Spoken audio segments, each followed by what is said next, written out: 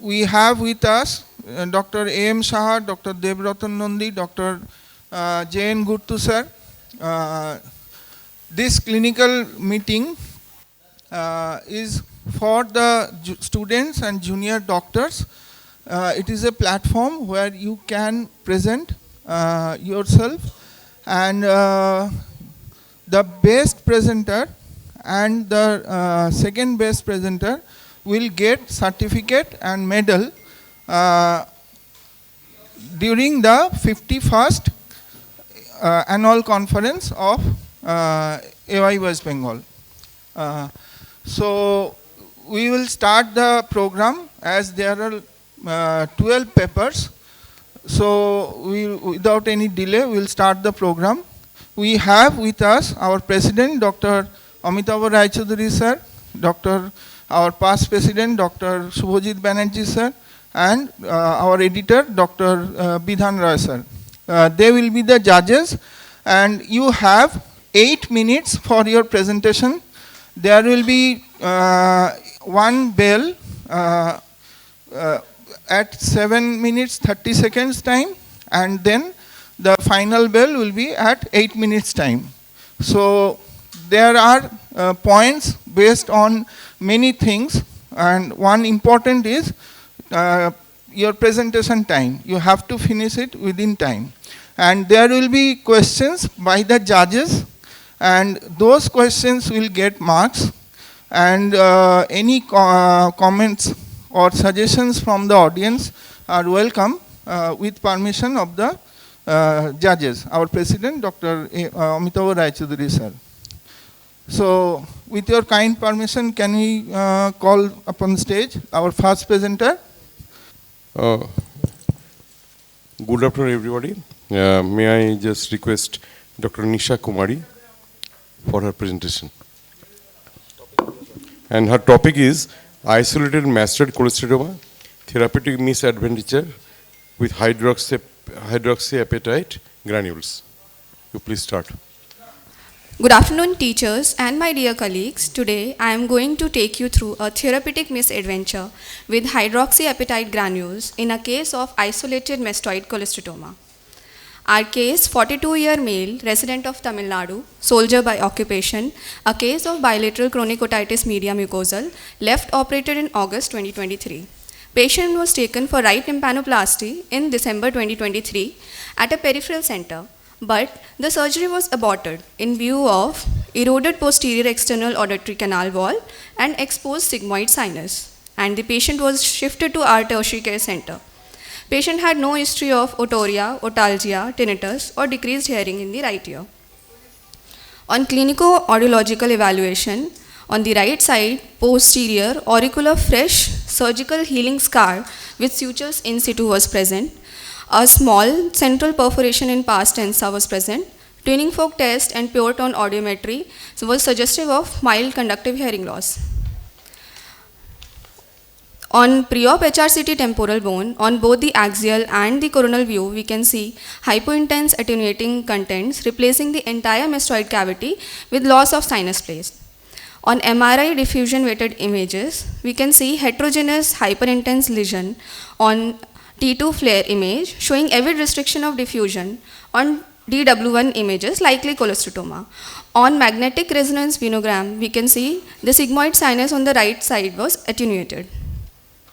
So we had following issues: massive cholesteatoma, for which we planned for tympanomastoid exploration and complete clearance of the disease; exposed sigmoid sinus and posterior fossa dura, so for which we planned for reconstruction of sigmoid and posterior cranial fossa defect with aim of providing safety; and mild conductive hearing loss with tympanic membrane perforation, for which we planned for type 1 tympanoplasty. The moment we elevated the flap, we found EAC communicating with the mastoid cavity, and the mastoid tip cholesteatoma was identified, and delineated cholesteatoma sac was removed in toto, and microscopic clearance of cholesteatoma was done. Here we can see the cholesteatoma removal from the mastoid cavity in toto. After removal of cholesteatoma, we can see the following structures were identified. We can see the external auditory canal, and the incus is also visible. with editors and antrum free of the disease, bulge of lateral semicircular canal, and the sigmoid sinus and the posterior fossa dura was bared. We can also see the vertical segment of facial nerve, and glimpse of endolymphatic sac is also visible. Resurfacing of sigmoid sinus and posterior fossa dura was done using cartilage and temporalis fascia, followed by using hydroxyapatite bone granules. On post-op day 7, sutures were removed, but we observed some extrusion of granules seen in the inferior aspect of the suture.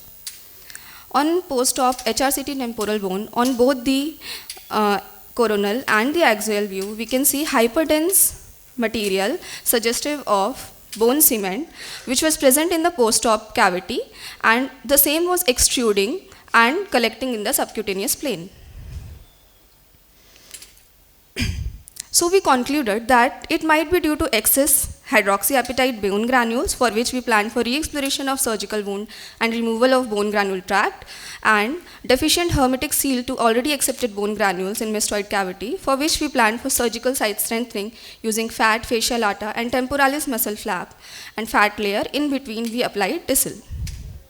So re-exploration was done using, and incision was incorporated on the previous surgical scar. Soft tissue dissection along the bony granule tract was done, and it was removed in toto. Intra-op status, we can see the posterior EAC wall, canal wall up status, and HA granules which were well accepted, covered with the granulation tissue, editors and antrum, and they previously placed the cartilage over the sigmoid sinus. Fascia lata was harvested from the left thigh of the patient and was placed over that cartilage, followed by fat, followed by temporalis muscle flap. This is the post-op after 6 weeks photo of healed tympanic membrane, and the Hering threshold was within normal limit. Congenital cholesteatoma is an epidermoid cyst derived from a congenital remnant of keratinizing squamous epithelium of temporal bone, which can be found in following 5 sites as mentioned. There are different theories which are mentioned in literature for congenital cholesteatoma. According to metaplasia theory, the non-squamous epithelium of the middle ear is replaced by the squamous epithelium in response to inflammation. But it is difficult to imagine that a patient with a well-demarcated cholesteatoma at the mastoid tip has a normal middle ear. So this theory fails to explain our case. According to invagination theory, also known as stop signal theory, there is aberrant migration of external canal epithelium into middle ear as a result of developmental error. But the mastoid process does not start to develop until birth and located at posterior part of tympanic ring at birth. So this theory also fails to explain our case.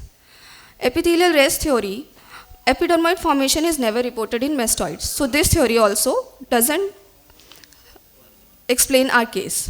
According to the only theory which explains our case is implantation theory, according to which squamous epithelium trapped within the tympanomastoid suture during closure of mastoid fontanelle.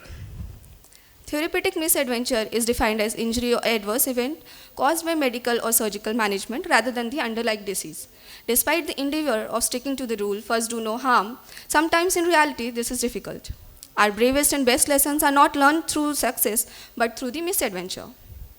Hydroxyapatite granule is a hydroxy member of complex apatite group of calcium and phosphate, which is basically inorganic form of the bone. It is present in synthetic and natural hydroxyapatite form, depending on the calcium and phosphate ratio and depending on the source, and they have different processing time. Advantages are that it has a good biocompatibility, that is, it is less autotoxic, and it forms direct chemical bond with the heart tissues. But the disadvantages are, as it is impermeable and avascular, the risk of infection is high, and there is delayed osseointegration. There are different studies which show disappointing outcomes with HA granules, and the rate of failure with, is as high as 20% compared to the autogenous and allogenic graft, which has low failure rate. So the pearls of wisdom is HA granules overfilling the mastoid cavity should be avoided. A tight closure with multiple and hermetic seal is vital. This is our smiling patient. Thank you. Thank you, Dr. Disha. It was a nice one. So suppose it was in the mastoid actually, mastoid process. What are the other structures it would have been damaged? apart from the sigmoid sinus? Sir, while the surgery, we were cautious not to damage the facial nerve segment, sigmoid sinus, and the dura, cranial fossa dura. What is the House-Brackman grade 1 nerve? Did you test it? It is a palsy, grade 1 palsy, a facial nerve in which there is no visible defect on the face, and there is no. And postoperatively? Sir? Postoperatively, was it same? Status of the patient, there was no facial weakness, sir. Did you mention it in your paper? In this, I have not mentioned. Post-operative, I have not mentioned, sir. Preoperative?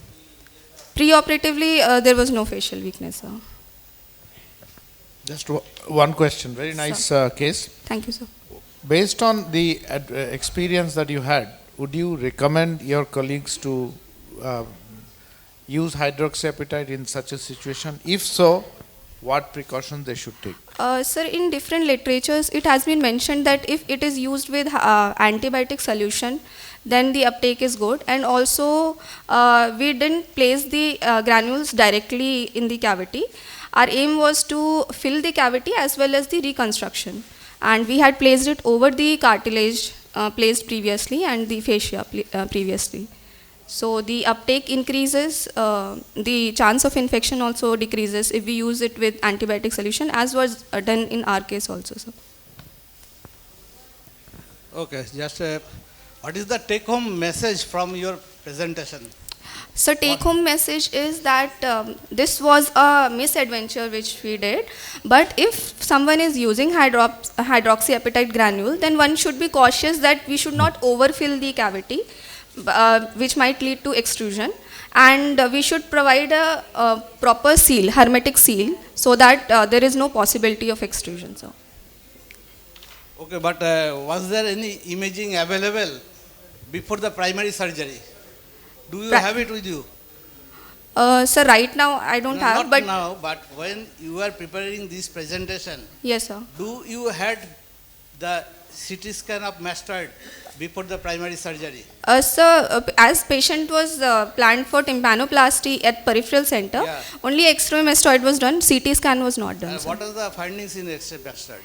Sir, what it you was have found? hyperdensity was there in the mastoid cavity, just the mastoid. Hyperdensity in the mastoid cavity in X-ray. Are you sure about it?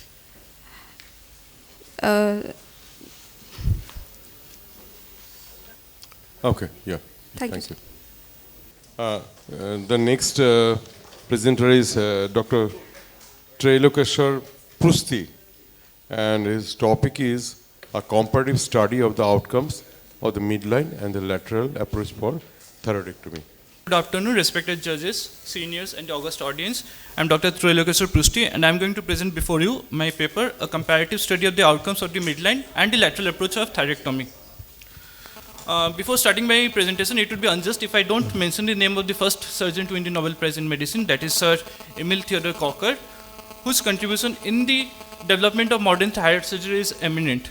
His pioneering works laid the foundation for the future advancement in this surgery. We all know that with the increasing rate of thyroid nodule detection and with increasing incidences of thyroid malignancy, thyroidectomy has become the most common endocrinal surgery performed worldwide.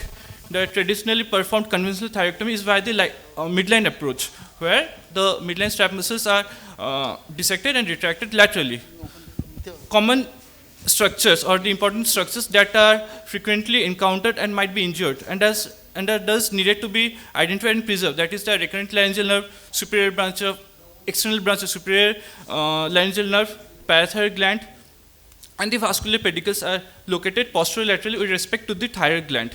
So lateral approach uses the same central neck incision as the midline approach, but the thyroid gland is approached posterolaterally between the lateral border of the strap muscle and the anterior border of the sternocleidomastoid mastoid. In this approach, the thyroid gland, however large it is, can be easily retracted into operative field without the need to retract or cut the strap muscle, thus preventing any difficulty in deglutition or any difficulty in voice production. the transaxillary endoscopic and the robotic thyroidectomy also used the same lateral approach. These are the few of the well-known publications that state the efficacy of the lateral approach and upon which I have based my study. The general objective of the study is to identify the nuances of the lateral approach and to compare the results between the midline and the lateral approach. My specific objectives were to compare the incidences of intraoperative injury to strap muscle, external branch of superior laryngeal nerve, recurrent laryngeal nerve, parathyroid gland in both the approaches, and to compare the incidence of side effect in, complications in both the approaches. My study was conducted at the Department of Otorhinolaryngology at the Tarsal Medical College. It was conducted from November 22 to April 24. It was a hospital-based prospective and descriptive observational study. Every alternative patient who were admitted for thyroid surgery were undertaken via lateral approach. My sample size is 40, equally divided between two categories. My inclusion criteria included adult male and female patients above 18 years of age who were having euthyroid state and were operated for benign primary thyroid lesion, or those requiring surgery for thyroid malignancy without neck node metastasis or without any extrathyroidal extension, or those requiring completion thyroidectomy. Exclusion criteria included patient unfit for surgery, patients not giving any consent, a patient with retrosternal goiter, history of neck irradiation, bilateral gland involvement, or patients planned for total thyroidectomy. Detailed history and clinical examination was done, baseline investigation was done, status of thyroid gland preoperatively were assessed using ultrasonography, fine needle aspiration cytology, thyroid function test, CT neck or MRI neck were done if needed. Preoperative fiber optic laryngoscopy was done to assess the status of the vocal cord function. Intraoperative parameters that were assessed were external branch of superior laryngeal nerve identification, recurrent laryngeal nerve identification, parathyroid gland identification, strap muscle was cut or not, operative time, and postoperative parameters that were assessed include postoperative pain score via visual analog score after 24 hours and postoperative complications. So the initial operative steps were similar to the midline approach, that is, the collar incision was given, subplatysmal flap were elevated superiorly and inferiorly, but instead of splitting the midline strap muscle, what we did is we incised the investing layer of deep cervical fossa along the anterior border of the sternocleidomastoid, and the natural tissue plane between the sternocleidomastoid and the lateral border of the strap muscle was dissected. It was done carefully because the content of the carotid sheath, as you can see the internal jugular vein in this case, were just below the plane. So dissection was done carefully. Sternocleidomastoid was retracted laterally, strap muscles were retracted medially. Superior belly of omohyoid was traced up to the attachment of the hyoid, and it was retracted superiorly.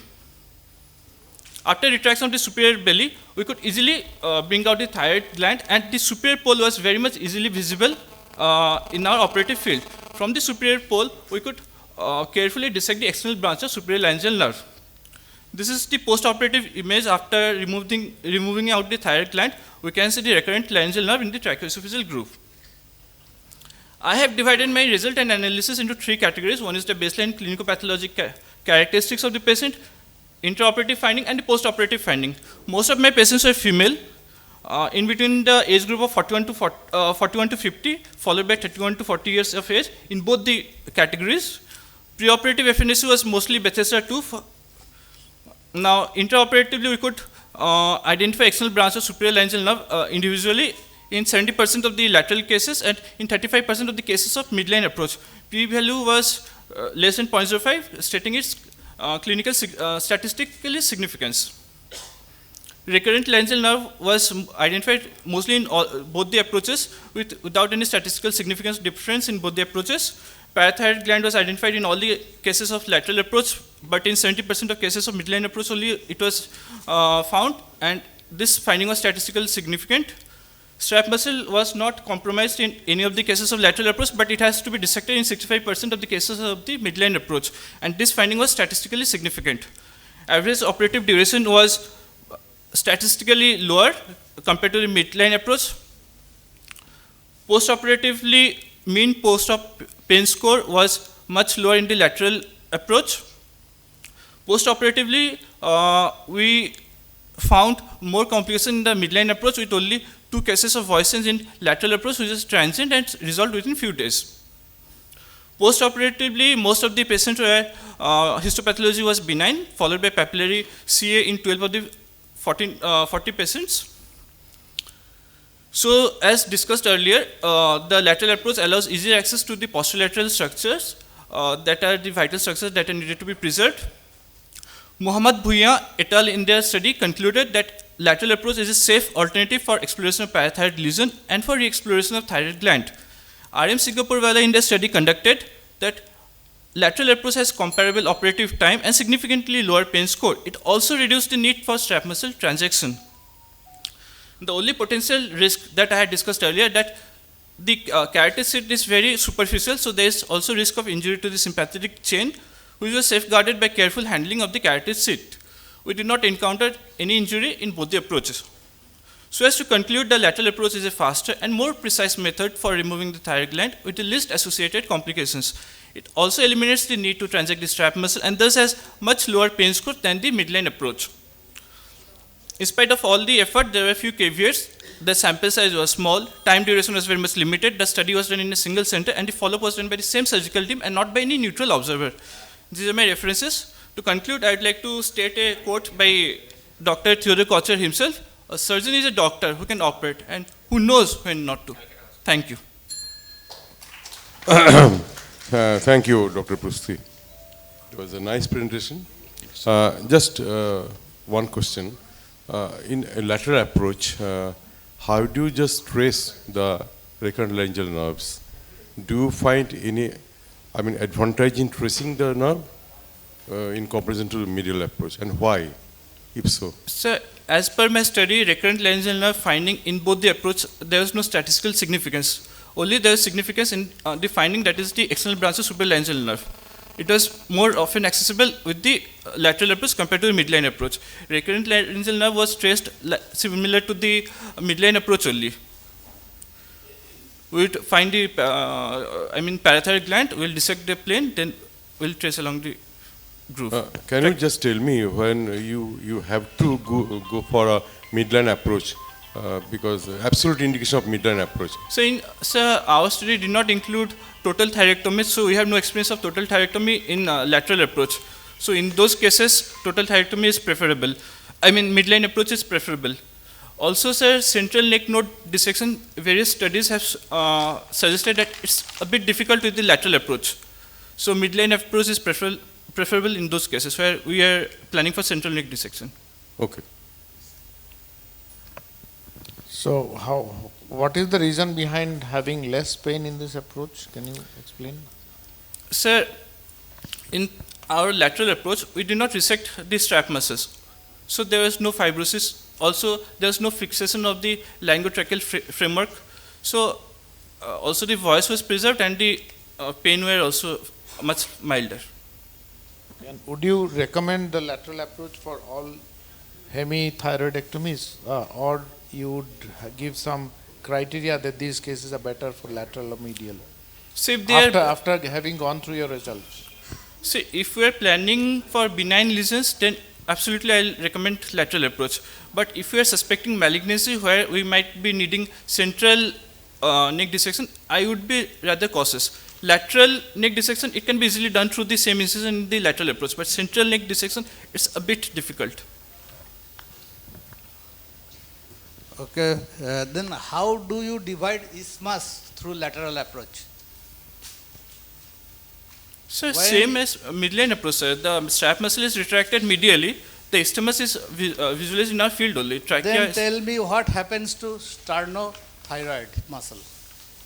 So it is retracted, sir, medially. Can you retract sternothyroid muscle retractly opposite to the midline? Is it possible?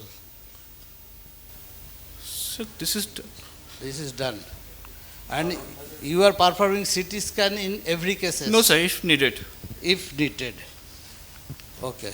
So in lateral approach, you are retracting sternomastoid laterally, Yes. omohyoid and Omohyoid superiorly, superior omohyoid superiorly, and the strap muscles medially. then again question comes, what happens to sternothyroid? Where is the attachment of the sternothyroid and where is the upper pole of thyroid gland? Where is the oblique line on the thyroid cartilage? Can you explain a little bit? Sternothyroid muscle. So it is attached to the oblique deeper line. layer of strap muscle, isn't it? Yes. within the staph muscle, we have two layers. Superficial layer is omohyoid and sternohyoid. Sternohyoid. Deeper layer is sternothyroid. And thyroid. It is intimately adherent to the gland and attached to the oblique line of the thyroid cartilage. How But sir, do- we didn't encounter any problem. We could retract it medially. Okay, very good. Thank you. Just one thing, it will not carry any marks. To be very honest, you have done both side approach. Sir, pardon? You have done both Yes, way. yes. What do you find, much more convenient for you? Just an honest opinion. Lateral Sir, and midline. Sir, In a normal thyroid. sir, my I mean, go ahead. experience with lateral approach, sir, being a PGT, I have tried midline approach. Lateral approach, I have assisted, so I'm not very confident in lateral approach. But if I am given, I might try and later on I Okay, will that's consider. it will not carry any marks, this one. Okay. Good presentation. Anyone in the audience practicing lateral approach, if they have their comments, we can invite. Now that the presentation is over. Otherwise, we'll move to the next stage. Suppose you are undertaking the total thyroidectomy in a high risk case, but for the hemithyroidectomy, it is easier to go to the medially. That is to put that benefit of retracting the staph muscle lateral. Yeah. For the total thyroid, lateral approach. Thank you, Dr. Devanshu. Thank Yeah, you. so Yeah. this discussion can go on forever, but what we understand is that Time short, is time constant we have. Okay. So I am calling the third participant, that is Dr. Kakasha Alam, and her topic is the role of intratympanic injection of dexamethasone in the treatment of subjective idiopathic tinnitus in tertiary center. Okay. A very good afternoon to all the respected dignitaries present here and my colleagues. I, Kakasha Alam, would like to present a topic which is on role of intratympanic dexamethasone injection in the treatment of subjective idiopathic tinnitus in tertiary care centers. So first, I'll introduce about tinnitus. The word tinnitus, which has been derived from a Latin word that is tinea, which means to ring. Tinnitus has been defined as the conscious experience of a sound that originates in the head of owner in the absence of any acoustic, electrical or external stimulation. So my aim was to study the role of intratympanic injection of dexamethasone in cases of subjective idiopathic tinnitus. And my objective was to evaluate the efficacy of intratympanic injection of dexamethasone with the help of tinnitus handicap inventory score at 1 week, 1 month and 3 months of treatment. So this study was done in the Department of Otorhinolaryngology at a tertiary care center in Kolkata. It is a prospective interventional study with a study period of 5 months and sample sizes was small, which is 30. We included patients with idiopathic tinnitus who can give informed consent, patient with normal pure tone audiometry, patients with normal tympanic membrane, and the age limit we kept was from 15 to 60 years of age. And the exclusion criteria we kept was with patients with secondary causes of tinnitus, means patients who presented with otitis media, with perforation of the tympanic membrane, and patients who were having any vascular abnormalities. Now coming to the procedure part, after a detailed evaluation of the nature and duration of tinnitus and past medical history, we evaluated the patient, which consisted of audiometric testing, that is pure tone audiometry. Clinical evaluation was done with the help of tuning fork test.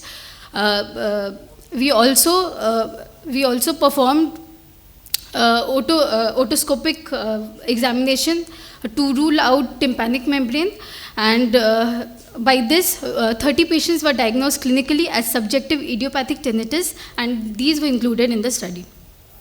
So this is a video. This patient presented us with idiopathic tinnitus for around 6 months in the right ear, and after all the evaluation done, we took her informed consent and we explained the procedure in her native language. And as you can see, this patient is laying supine with her head turned to 45-degree angle away from the surgeon position, and with the help of the speculum, with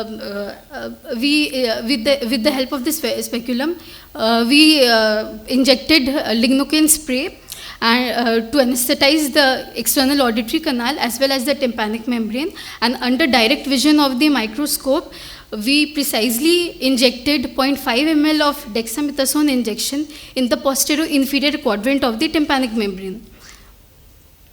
See, so this is the insulin syringe attached with the spinal needle of gauge 22 loaded with 0.5 ml of dexamethasone injection. So this is a picture showing that we have injected precisely in the posterior inferior quadrant of the tympanic membrane. So they were given intratympanic dexamethasone injection once per week for 4 weeks and were followed after 1 week, 1 month and 3 months of treatment with the help of tinnitus handicap inventory score. So improvement in the clinical symptoms, they were assessed with the help of tinnitus handicap inventory score. So this is the tinnitus handicap inventory score, which consists of a set of 25 questions with responses, yes, which carries 4 marks, no means 0 marks, and sometimes means 2 marks. This tinnitus handicap inventory score helped us to diagnose the severity of the tinnitus and helped in the grading of the tinnitus, which you can see. This is a chart showing a total score ranging from 0 to 100, and grades are given according to the symptoms of the patient. So in our study, we found that there was a female preponderance with respect to males, and the age group which carries more patients was from 30 to 50 years of age. So this was the duration. Maximum patients presented with a duration of less than 6 months. And this is a table showing the mean values of the tinnitus handicap inventory score before and after the treatment. You can very well see that in the before the treatment, the mean score was more, that is around 50. But 1 week after the treatment, it has gradually reduced, and 1 month it has more reduced.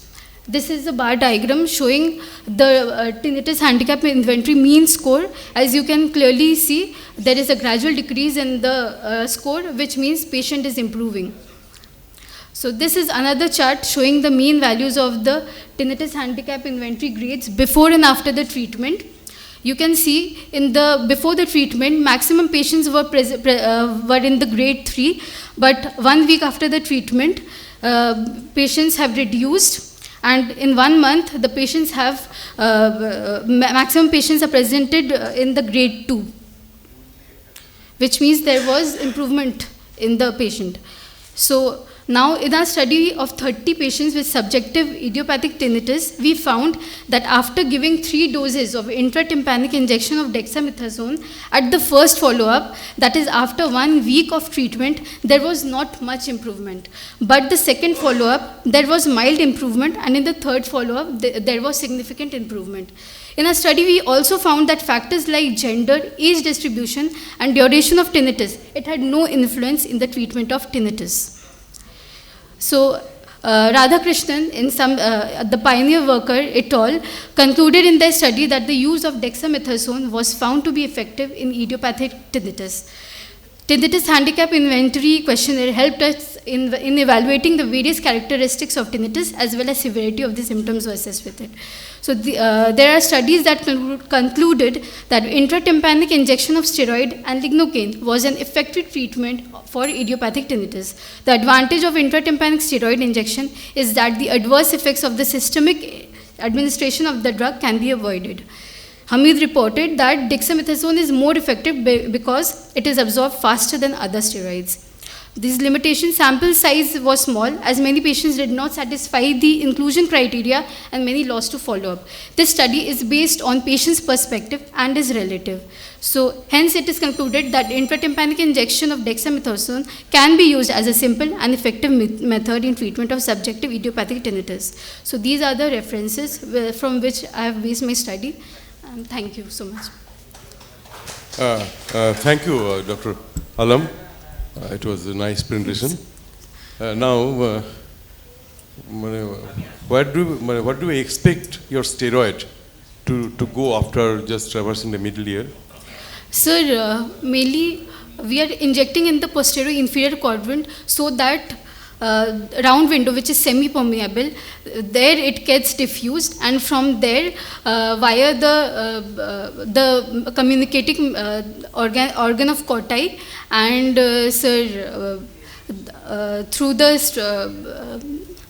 organ of Corti, it gets it goes to the inner cells as well as the nerve cells, inner cells and nerve cells. Is there any steroid receptors in the inner ear? Yes, sir. There has been study, so it is evidence that steroid receptors have been found in the inner ear. Now, you are talking about the subjective tinnitus. Yes, sir. Is there any other type of tinnitus? Yes, sir. Objective is there, but we have ruled out. Objective is the one in which the patient as well as the examiner can hear the tinnitus, which is mainly seen in the vascular abnormalities, that is in the jugular as well as internal carotid artery abnormalities. Another thing is, Yes, sir. you just introduced, 0.5 ml of steroid. Yes, sir. Only steroid is your drug of choice in this type of tinnitus, or you will add some other medical treatment also to the patient, Sir, comparing to the THI? sir, Is there any other medicine for tinnitus also you will be giving, or you will only depend on this steroid? Sir, I have already I've already included in my study those patients I've included that were refractory to the medical treatment. Patients have been treated at first with the help of cinnarizine, that is labyrinthine. Do you suggest some benzodiazepines along with steroid? Sir, benzodiazepines have been firstly introduced. When they are refractory to that, then we are trying this procedure. So sir. you'll be depending on only steroid only. Sir, we will not depend only on steroids. So this is a newer modality that is coming up because No, of I'm the. just talking about your patients. You are just giving steroid, Yes, sir. and you are not giving anything for No, the, sir. the 6 for No, the sir. 6 weeks. Okay. No, sir. I have first treated them with medicines, that is labyrinthine sedatives, that is metahistine and cinnarizine. When they didn't perform well, then I have injected them to this, injected this dexamethasone injection. Okay. Again, a nice study. What instruction do you give them after the injection? So You to did keep, not mention that precisely. so to keep the head position for at least 15 minutes and not to deglute, sir. Okay, and I would also be interested to know whether there were any patient who did not have any response at all, or any patients who had their tinnitus worsened by this injection. So tinnitus was not clinically worsened, but yes, there were patients, they were not responding to this also, sir. And how, what is the percentage of those kind of So that was small, like 2 to 3. In my study, that was 2 to 3. out of 30? Yes, sir. Otherwise, all of them had All some. of them, they showed improvement, sir. What is the concentration of dexamethasone in your cases? Sir, 0.5 ml I have taken, 4 ml in 4 milligram per ml. And what are the literatures are telling about this concentration? Is there any study with higher concentrations? So yes, there have been study with higher concentration. There it has been shown that while they were giving higher concentrations, there was not any side effects seen. So Okay. Even it is not available in India. In India, only 4 milligram per 1 ml is available. per ml, yes. What is the average volume of middle ear? Sir, in children it is 0.4 to 1 ml, and in adults it is 0.6 to 1.8 ml. Okay. Yeah. Yes. Oh, no question. Okay. This is not a marking. Yes, sir. Outside. Yes. Steroid injection is not a standard treatment for tinnitus. The standard treatments are tinnitus retraining therapy Yes, and sir. others. Masking. Yes, sir. Can I just ask if any of the patients received TRT? I mean, have they improved because of the TRT or tinnitus retraining therapy, or none of them received any tinnitus retraining therapy? So in my study, tinnitus retraining therapy was not given, but yes, I have given them pharmacotherapy. When they didn't respond, then I have I have included Thank it you. in my study. Thank you, Dr. Alam. So, may I call Dr. Sabrina Farhin? No. And her topic is a case report as on sinonasal mass in background of multiple myeloma. As the famous Austrian author had once said, one of the most widespread disease in this world is the diagnosis itself. If there is a diagnostic dilemma, the cure is impossible. With this, good morning everyone. I am Dr. Sabrina Farin, and today I am going to share a very interesting case with all of you, that is a sinonasal mass in the background of multiple myeloma. So, plasma cell dyscrasias, as we all know, is nothing but the proliferation of the plasma cells with the production of immunoglobulins. And multiple myeloma is one of the most common and clinically important plasma cell dyscrasia. It constitutes about 1% of all the malignancies and about 10 to 20% of all the hematological malignancies.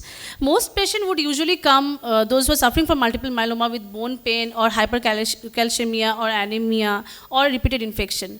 But a patient of multiple myeloma coming to an otorhinolaryngologist is very rare, and it is only when they have some kind of solitary tumor or a mass or SOL they would present to us. So this was such a case, and then we had also the plasmacytomas, which is a form of the solitary tumor of multiple myeloma, which can either grow in which there is either a monoclonal proliferation of the immunoglobulins within the medulla or extramedulla. So they can either present to us as a paraskeletal plasmacytoma, or they can come to us as extramedullary plasmacytoma. And most of them, about 60% of them, present in the head and neck region. And this constitutes only about 1% of the head and neck malignancies. And we know that paranasal sinuses are so rich in the lymphatics and the lymphoid tissue, so they are more prone to develop these plasmacytomas. However, it is a very, very rare entities, and high index of suspicion is required for diagnosing. Now, coming to my patient, who was a 56-year-old male patient who came to us with the left periorbital swelling and some blurring of vision for the last 3 months, and also some epistaxis for the last 15 days, which brings him to us definitely. And he also associated complaints were also blurring of vision. And the thing which he continuously complained was agonizing body ache and especially low back pain. However, there were no other comorbidities. On the clinical examination, he was alert, conscious, cooperative, no sinuses, icterus, clubbing, edema, neck vein or neck glands. However, there were multiple petechial rashes and bruises over his skin. And as an ENT specialist, we always have a tendency to just have a quick nasoendoscopy. And we found that there was a polypoidal mass in the left nostril and seemed to be arising from the sphenoethmoidal recess. Now, there's ophthalmological investigations and the systemic investigations were grossly normal. The blood investigations, the routine blood, showed the hemoglobin was bit on the lower side and there was hypercalcemia. Chest X-ray was normal. Since he was complaining of pain, we went on to do the skygram of the hip bone and the skull areas, and now we found multiple bony lytic lesions, and we had sent a general medicine referral, and on the detailed investigation of immunoelectrophoresis, there was a narrow peak of the immunoglobulins with a large amount of lambda free chain. Lambda free chain was all increased. Now, we went on to do the specific test, the specific radiological investigations, that is the CT, which showed an hyperattenuation of the superior aspect of the left nasal cavity, along with some hyperattenuation in the left anterior and posterior ethmoid, with, however, the bony integrity was maintained. Further on MRI, we had seen iso-intense mass occupying the left nostril in T1 weighted MRI, which was enhancing avidly with gadolinium contrast. However, the MR angio and venography were all normal. So we planned for the intervention. After proper PSC, we took up the patient for endoscopic sinus surgery with biopsy. And this is the finding in our endoscopic sinus surgery. We can find that this is the, can I forward the video? So there is the sinus, so within the left nostril, we can see this is the mass. I cannot forward the video.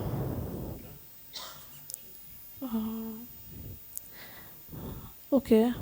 So there was the mass in the left nostril, and also it seemed to be arising from the sphenoethmoidal recess. After doing the complete sphenoidotomy, in the previous we have seen that the complete sphenoidotomy was done, and then we went on to do the anterior and posterior ethmoidectomy. First, the sphenectomy was done through the medial approach, and then again we checked through the intermediate approach, and there was still some residual masses in the sphenoid sinus which we cleared. After the histopathological examination, there were multiple abundant monomorphic cells with single nucleus with perinuclear clearing, also known as the perinuclear HOF, and we subjected this specimen to the immunohistochemical staining, and it showed CD138 IHC staining positive. So definitely now the multiple myeloma was established diagnosis, and we started the adjuvant therapy with the external beam radiotherapy along with the immunochemistry. So there are worldwide there are about 14 to 15 studies showing that the multiple myeloma may also present as solitary plasmacytoma. These are some of them, and among which there are only 3 established study or case report which has shown that solitary plasmacytoma was also associated with the multiple myeloma.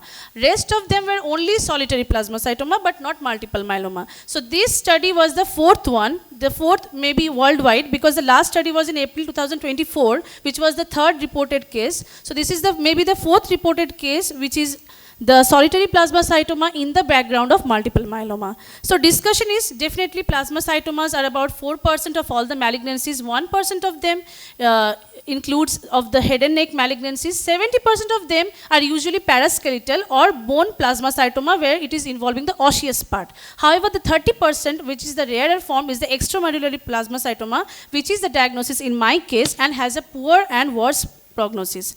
And here the multiple myeloma, the other spectrums we all know is the extramedullary plasmacytoma, smoldering multiple myeloma, or monoclonal gammopathy of the undetermined significance.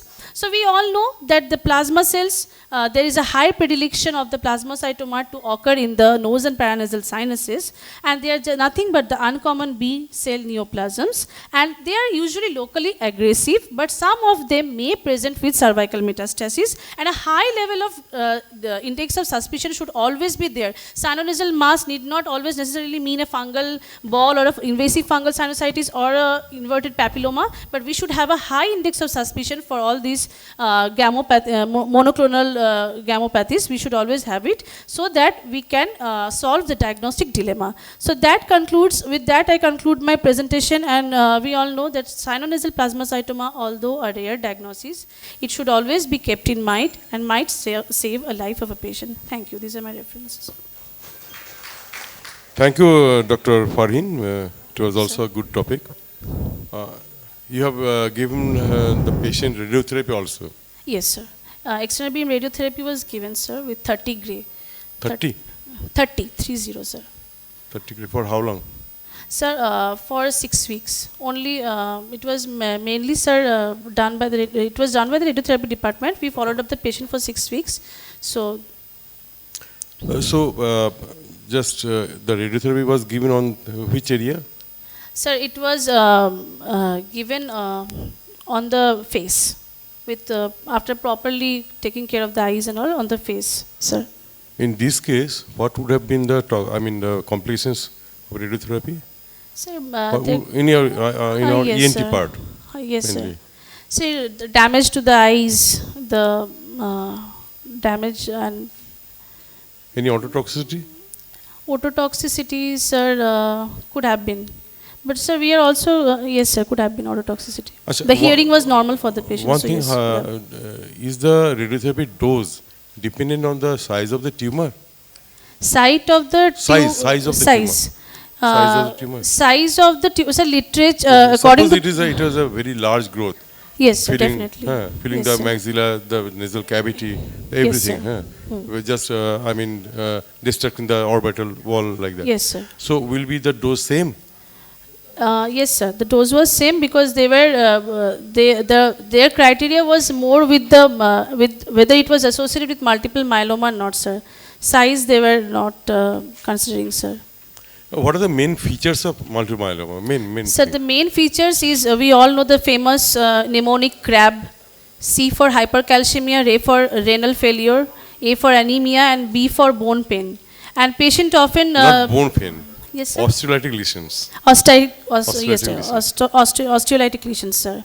Okay, bone pain. There are a lot of causes of bone pain. Okay. Yes, sir. So your diagnosis was pre-operative before going for surgery? So diagnosis, we were provisionally diagnosing it with the help of immunoelectrophoresis. There was raised values of the free lambda chains, so which is very specific for multiple myeloma. And on the skygram also, sir, there were focal bony defects. Did So- you measure the serum albumin? Serum albumin, yes, sir, it was in normal limit. It was normal. Yes, sir. Hemoglobin was low, calcium was little bit high. Then, sir, we would have, sir, calcium was high, 12.5 milligram per DL. So the upper limit is usually 10 to 11. So it was, the diagnostic criteria says it should be more than 1 milligram per DL above the upper limit. So it was 12.5. And And- renal function status? Renal function was urea, creatinine, sodium, potassium was normal, sir. Normal. Okay. Okay. Any question? During the discussion part, why did you have a picture of coccyx and sacrum on a PowerPoint presentation? So it was just a visual graphics, nothing else. Okay, thank you. একটা কথা বলে দিই, certificate. The candidates, yeah, thank you very much. Thank you, sir. All of you please stay, because at the end of the session we'll present the certificates for the presentation. Sorry. Okay. Thank you. The next person is Siddhalingesh Huga. And his topic is second branchial cleft cyst. Good afternoon, teacher and all. My presentation is on approach to lateral neck mass. My patient is 28 years, male, resident of Himachal Pradesh. He is soldier by occupation and belongs to upper middle class. He presented with swelling over left side of neck for 2 months duration. Patient was apparently asymptomatic 2 months back when he noticed swelling left side of neck, which was insidious in onset, gradually progressive. Initially it was size of 2 into 1 centimeter and presently progressed to twice of the initial size, not associated with pain and no aggravating and relieving factors.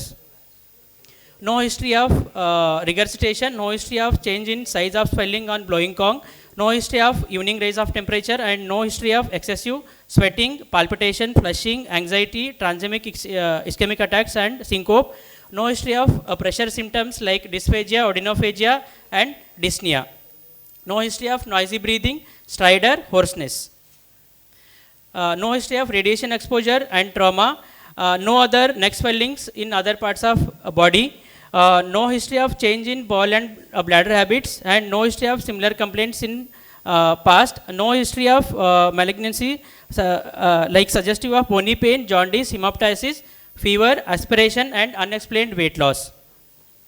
On examination, moderately built and nourished, conscious, well oriented about time, place and person, vitals were stable and no pallor, icterus, cyanosis, clubbing, lymphadenopathy and epididyledema. On neck examination, a solitary ovoid swelling of size 4 into 5 centimeters situated at left upper lateral side of neck with distinct margins extending to ramus of mandible and anterior border of sternocleidomastoid. Overlying skin is normal, no visible scar, sinus, fistula seen. Swelling doesn't move with deglutition. Smooth surface, mobile, cystic in consistency with no local rise of temperature and non-tender, non-compressible and carotid pulsation felt, and transumulation is negative. Trachea is in midline. On oral examination, there was no trismus, no ankyloglacia, dentulous, good oral hygiene and floor of mouth is within normal limit. All subsides of oral cavity is within normal limit and oropharynx is also within normal limit.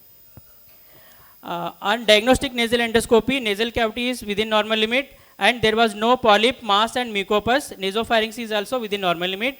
On fibro-optic laryngoscopy, which was within normal limit, ear is normal. Case summary, a 28-year male soldier by occupation with no known comorbidities presented with swelling over left side of neck for 2 months duration, no history of consumption of alcohol and tobacco. On evaluation, a solitary void swelling of size 4 into 5 centimeters situated at left upper lateral side of neck with distinct margin extending to ramus of mandible and anterior border of sternocleidomastoid. These are my differential diagnosis.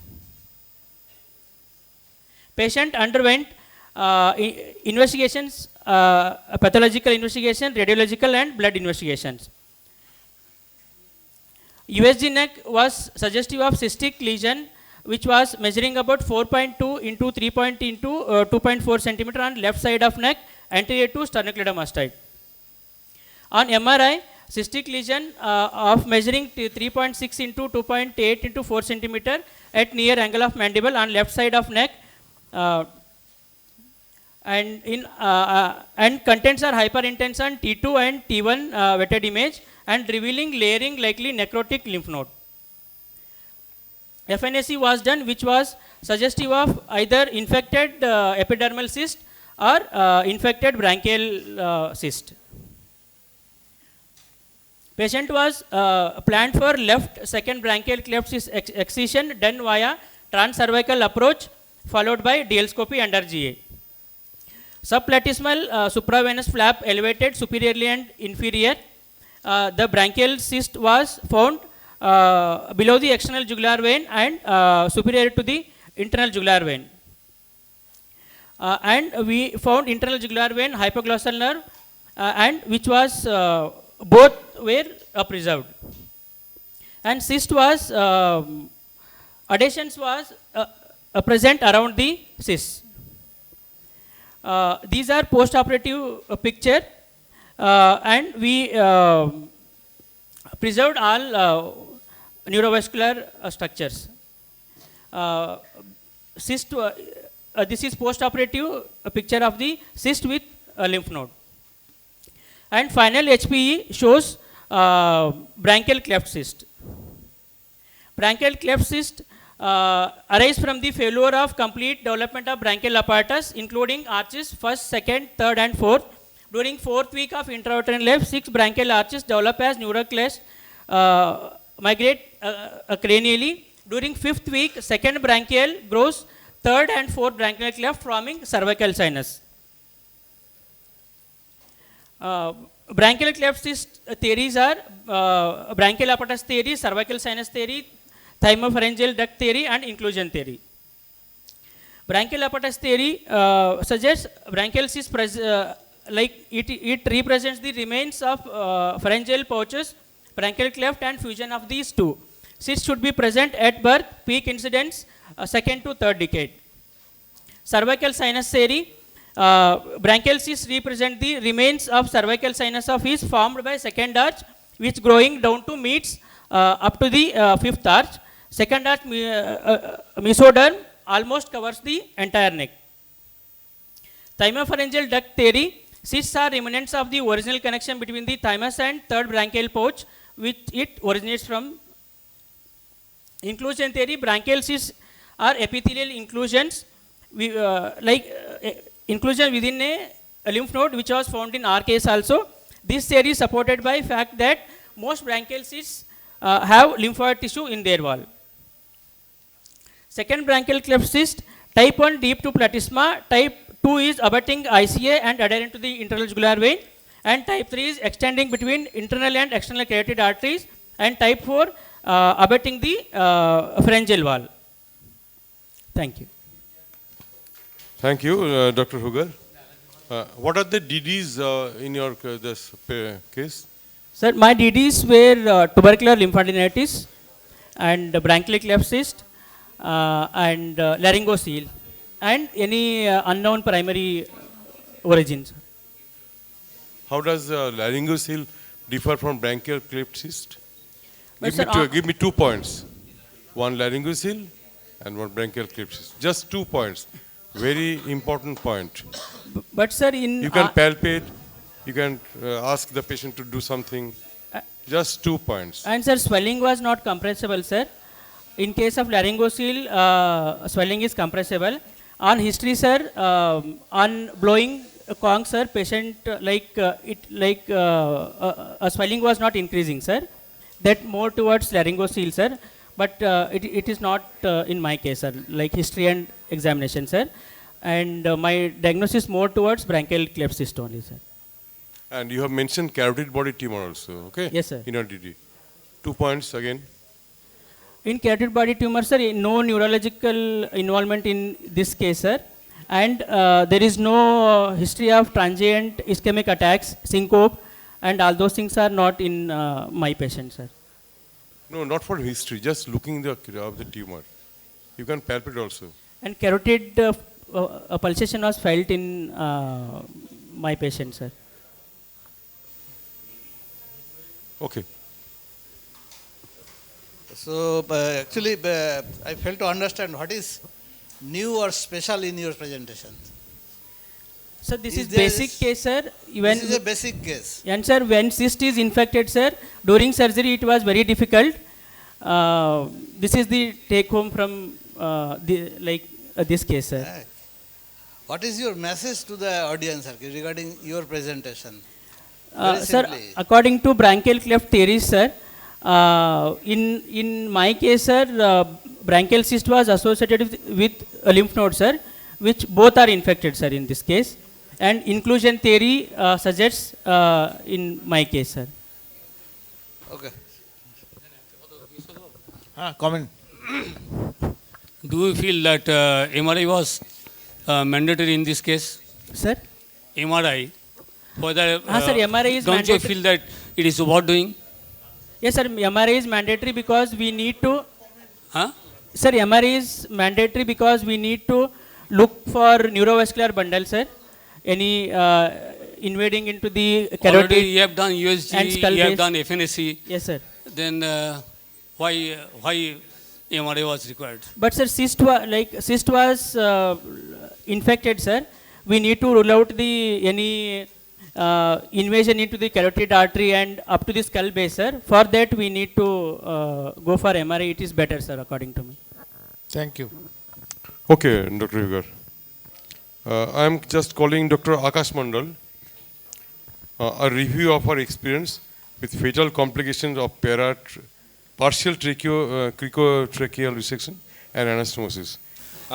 Today I'll be presenting on a review of our experience with a fatal complication of a relatively uncommon surgery. The surgery being partial cricotracheal resection and the complication being tracheoinnominate fistula and its management. First we'll start off with a basic theoretical background of laryngotracheal stenosis, which is mostly found as a complication of prolonged endotracheal intubation or even rarely in tracheostomy cases. And again, another significant cause is trauma to the larynx, as in road traffic accidents or assault cases. The Cotton-Meyer grading from 0 to 50% of the lumen being patent is grade 1. Grade 2 is from 51 to 70%. 71 to 99 is grade 3, and no detectable lumen is called grade 4. So, moving on to the treatment of these cases can be via endoscopic dilatation procedures in case of thin membranous stenosis or CO2 laser excision. And if there is grade 3 or grade 4 Meyer-Cotton stenosis, then we usually go for partial cricotracheal resection, which is the procedure of choice where the stenos segment is resected and anastomosis is carried out. We'll come to the surgery. And the complication that we'll be talking about, the tracheoinnominate fistula, which can happen even after tracheostomy and also in other cases like tracheal resection, reconstruction procedures of the airway and penetrating neck trauma, migration of any orthopedic implants, or even after placing endovascular stents. So in our case, we'll be reviewing this, as we have said. Sorry. Anyway, so our patient had basically an assault. There was a cutthroat injury, following which initially the injury had been repaired, a tracheostomy had been done, and then patient had developed a subglottic stenosis with the tracheostoma below the stenosis, and patient was living life with the tracheostomy in situ. He had presented to us. We planned for a airway reconstruction, and he underwent multi-stage, double stage basically, partial cricotracheal resection and anastomosis. So initially, there was a collar incision around the old tracheostoma where subplatysmal skin flaps were elevated. Then dissection was carried out after bisecting the thyroid gland. The tracheal muscular attachments released. The trachea was skeletonized.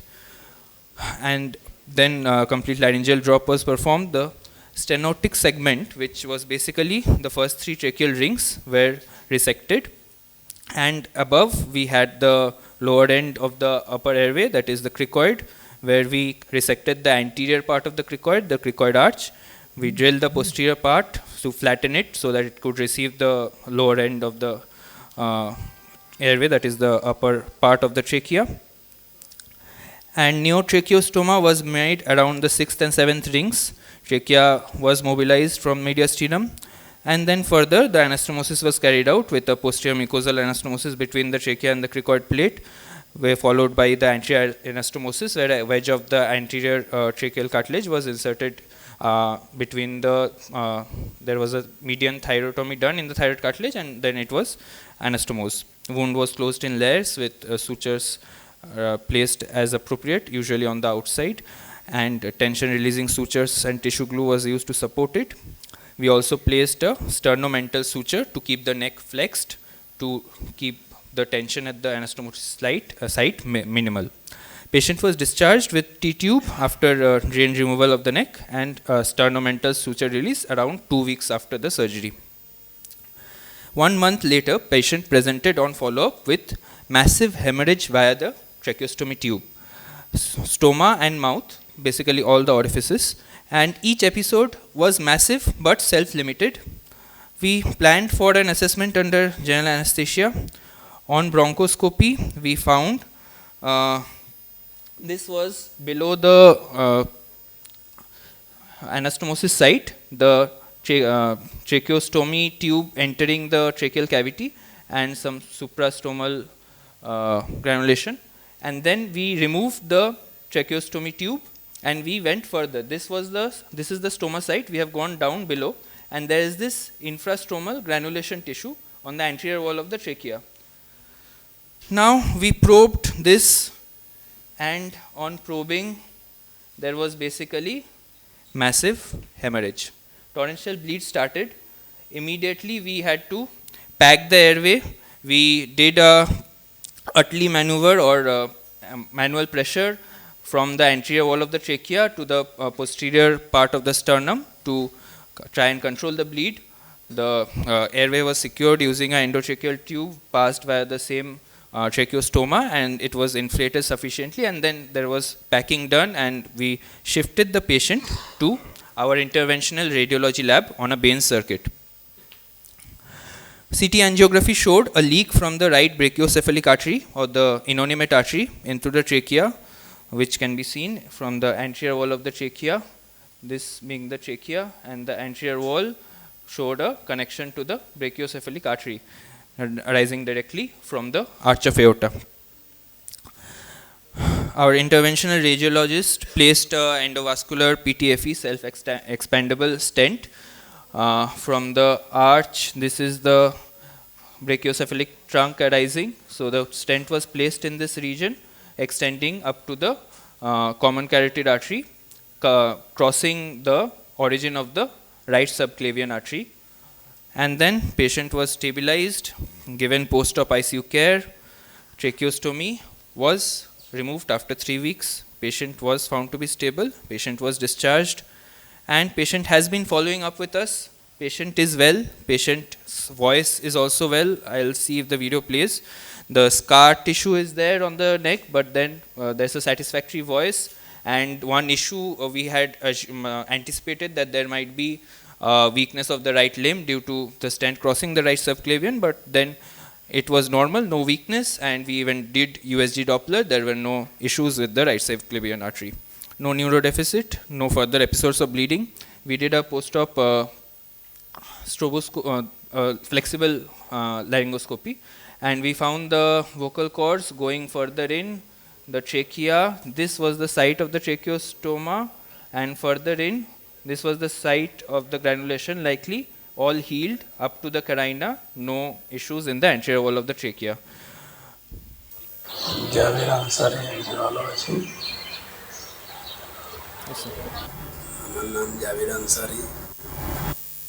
So we should take adequate care of such airway resection anastomosis patient, ensure that T-tube does not impinge on the anterior wall, which was probably the case because we had kept the sternomental suture, keeping the neck flexed, and rather than CTVS open surgical repair, we should go for interventional radiology if available. Thank you, Dr. Akash. It was a nice presentation. One thing, how did you prevent this type of occurrence in future? What Yes, are sir. what are the precautionary measurements you have to do? So following that, the other airway reconstructions we have had, we have not been so rigid with the neck flexed thing. We had been, this was one of the first ones, so we had been apprehensive about the tension and subsequent anastomotic site dehiscence. So we had gone for a very rigid sternomental suture for 2 weeks. But then following that, we have not been so rigid. We have tried to shorten the tracheostomy tubes also, the length of the tracheostomy tubes, so that they would not impinge on the anterior wall. But then even on shortening, that we had further issues with the tube getting displaced from the trachea. So there has to be a fine balance maintained, sir. Did you have to do a median sternotomy while repairing this thing? Or no? No, sir. The sternum was all right. We went to the neck. Where does this innominate artery cross the trachea? Anatomical location? Yes, sir, mostly. it arises Because you have to keep the length of the trachea, tube very, short. So yes, sir. You that is not have something to we take can care avoid. of that ring also, okay? Which ring of trachea does it actually cross? Mainly.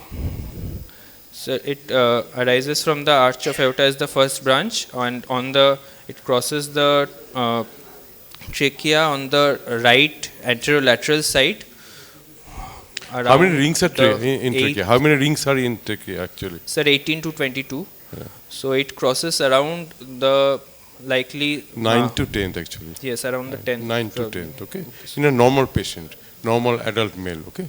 Thank you. So, after the resection anastomosis, tracheostomy was a low tracheostomy, no? Yes, sir, around the 6th ring. You put on cupped tracheostomy tube. Yes, sir. So, can the fistula be because due to of the this? cuff? It can be due to the cuff, yes, or it can be due to the improper angulation of the tip of anterior end. Again, the third point is how you tie the flange of the tube to the neck actually.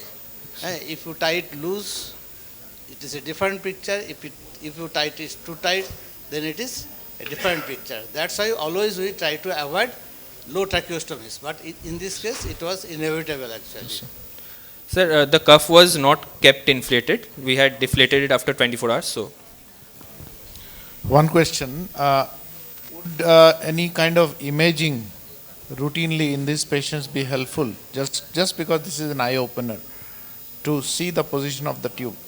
Because when we were juniors, we used to do tracheostomy with a metal tube, and it was routine protocol for us to do an X-ray, just to check that the tube is in proper. Today that practice is gone because of the advent of non-metal tube that you use. But in this case of this kind of serious repair, that may be an option to be incorporated in your practice, that you do something to see that whether the tube is not indenting into the repair. So in case of low tracheostomies, we should go for an imaging. Because your case has a highest mortality. Yes. And one last question is that how many rings of trachea can you afford to excise 4 to 5 with mobilization? Up to? 4 to 5. Up to 5, I think. Yeah. Thank you. Any comments? If not, we'll proceed to the next one. Very nice case and eye-opener. Now, may I call Dr. Katyayani Siva Yogimat? Now we are using the Portex tube, which have a blue line or the green line, that's the radio open. If you take a X-ray, even a contrast is not necessary, you can identify the position of the tracheostomy tube. Okay, please start, Dr. Katyayani. Language is a window into human nature, but it is also fistula, an open wound through which we are exposed to an infectious world. Good afternoon, esteemed judges, respected seniors, and my dear colleagues. I, Dr. Kathiani, would like to take you through our journey of how we dealt labyrinthine fistula. Chronic otitis media can be either with or without cholesteatoma. The bone erosive property of cholesteatoma, owing to the collagenous activity of the matrix and the pressure, leads to a spectrum of intratemporal complications, labyrinthine fistula being a common one with an incidence of 4 to 13% as per Zhang et al. Clinically, in a patient of chronic otitis media, symptoms like vertigo, tinnitus, disbalance, sensory neural hearing loss, and oscillopsia insinuate towards labyrinthine fistula. Our study was aimed at evaluating the management of cholesteatoma with fistula based on the intraoperative assessment of the depth of fistula. Also to assess the audiological outcomes by comparing the preoperative and postoperative hearing. Additionally, based on our experience, we support a newer way of diagnosing labyrinthine fistula with the help of magnetic resonance imaging T2 diffusion weighted series. It is a prospective observational study conducted for a duration of 24 months at a tertiary care center in Kolkata, which included 12 patients with cholesteatoma diagnosed with labyrinthine fistula who underwent surgery. Hearing assessment was done preoperatively and 3 months post-surgery. Radiological identification of fistula was done by high-resolution computed tomography of temporal bone. These patients underwent either canal wall up or canal wall down mastectomy. In all the cases, the cholesteatoma matrix was removed completely. Fistula repair was done based on the presence of perilymph leak and covered with various materials. Now, I'll be discussing 2 index cases in detail. Our first case was a 36-year male with chief complaints of foul-smelling otorrhea from left ear from 6 years and giddiness of 1 month duration. On clinico-radiological evaluation, he was diagnosed as a case of bilateral chronic otitis media, squamous type, right previously operated. On high-resolution computed tomography, we could see dehiscent lateral semicircular canal with air in the anterior horn of the superior semicircular canal suggestive of pneumolabyrinth. Also, there was a tegmen erosion. Intraoperatively, we found a fistula over lateral semicircular canal of size 2 by 2 mm, Dönhofer grade 2A. Fistula was seen at round window also, which led to perilymph leak. The round window reinforcement was done with soft tissue and tissue glue. The lateral semicircular canal fistula repair was done by resurfacing and covered with bone dust and temporalis fascia.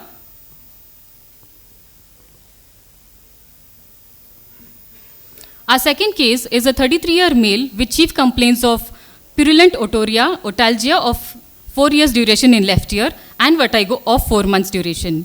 HRCT revealed soft tissue contents in the entire middle ear, ossicular erosion and dehiscent of lateral semicircular canal. Intraoperatively, there was a fistula of Dönhofer grade 2A over the dome of lateral semicircular canal, which was resurfaced and repaired using temporalis fascia, tissue glue, and muzzle flap. 1 year later, he presented with complaints of giddiness. Hence, we evaluated him to look for any recidivism leading to fistula. The HRCT temporal bone was done, which showed post-op status of labyrinthine fistula with soft tissue over it. Westerhout et al. Study recommends that to see whether or not the cholesteatoma has eroded the membranous labyrinth, T2 3D magnetic resonance imaging sequence can be used.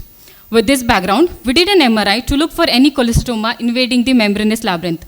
Fortunately, the membrane was intact.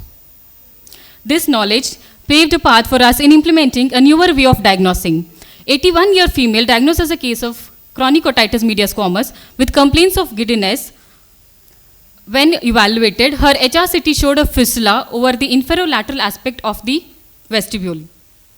We proceeded with MRI with T2 diffusion weighted study and found that there was a hyperintense signal indicative of fluid collected around the defect in the middle ear surrounding it, suggestive of breach in the membranous labyrinth. The results were as follows. Data was analyzed. Parameters were expressed in percentage and frequency. The hearing outcomes were tested for mean and normality. The perioperative findings are as follows. There were total 12 cases with male predominance and left ear was affected in most of the cases. Fistula test was positive in only 2 cases, indicating that it is a poor clinical indicator of fistula. Few associated complications were seen like facial palsy, tegmen erosion, canal wall destruction, adhesive otitis, pneumolabyrinth. The complete data is collated in a tabular as follows. The most common site of fistula was found to be the lateral semicircular canal and belonged to Donhofer grade 2A. Plugging technique was done in 2 cases only where there was perilymph lymph leak. In the rest of the cases, resurfacing was done. 5 patients underwent canal wall up and 7 of them underwent canal wall down mastectomy. There were 2 revision cases. Various materials were used like the bone dust, fascia, tissue glue, bone wax and muzzle. Pre and post-surgery hearing assessment were compared. On comparing the pre-operative and post-operative average of air conduction, the paired T test showed difference in statistically significance. 7 patients had improvement in air conduction and only 1 patient had worsening of hearing, which can be justified that he was a cholesteatoma hearer. There was no change in bone conduction. Also, there was no change in hearing in profound sensorineural hearing loss cases, but in few cases, there were changes from moderate to mild conductive hearing loss and mixed hearing loss to sensorineural hearing loss. Multiple studies recommend complete removal of the matrix, and hearing preservation is possible with cautious removal of matrix. Our study outcomes are similar to Premsagar et al. Study with 92% hearing preservation. Based on similarity in Westerhout et al. And our experience, we recommend a pre-operative MRI in suspected cases of membranous breach. The limitation was of a small population. However, we could successfully adopt a newer way of modality by doing MRI T2 diffusion weighted in diagnosing the membranous breach. Labyrinthine fistula is a common intratemporal complication of cholesteatoma, lateral semicircular canal being the common site. Pre-operative imaging, like the HRCT temporal bone, is essential in all the cholesteatoma cases. We recommend use of MRI T2 diffusion weighted images as a pre-operative modality in diagnosing membranous disruption. Complete removal of matrix is recommended, and no iatrogenic SNHL was seen in any of our cases. These are my references. Thank you. Thank you, Dr. Katyani. Going to your presentation, why the lateral semicircular canal is mostly affected? So that is the lateralmost aspect, lateralmost structure in the middle ear. So there will be more chances of erosion by the cholesteatoma. Okay. Did you test the fistula test? So fistula test was done, but only 2 patients out of 12 patients, only 2 patients had positive. What do you mean? So in the other studies also, like in Copeland et al. Also and Donhofer et al., the same finding is seen that there are it is a less clinical predictor. How do you just do a fistula test? Can you just say to the audience? So how do you do a fistula test? So normally, the position of the patient, the position of the examiner. So like the that. examiner sits in front of the patient, looking straight into the patient's eye, and the tragus is pressed over the external auditory canal, and nystagmus, we look for the nystagmus in the eyes. Okay.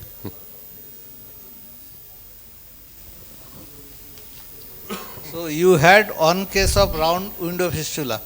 So. And what was the pre-operative audiometry and the post-operative audiometry in that particular case? So in that, the patient had profound sensorineural hearing loss. Pre-operative. Yes, sir. And in post-operative, there was no change in. That's why you sealed it with tissue glue and soft tissue. Sir. Phase difference is gone there. Sir. Acoustic phase difference. Yes, sir. Is totally gone. Sir. And regarding this, actually, did you, in your cases, did you encounter any case of membranous fistula? Yes, sir. We had Donhofer grade 3 membranous fistula were there. What you did there?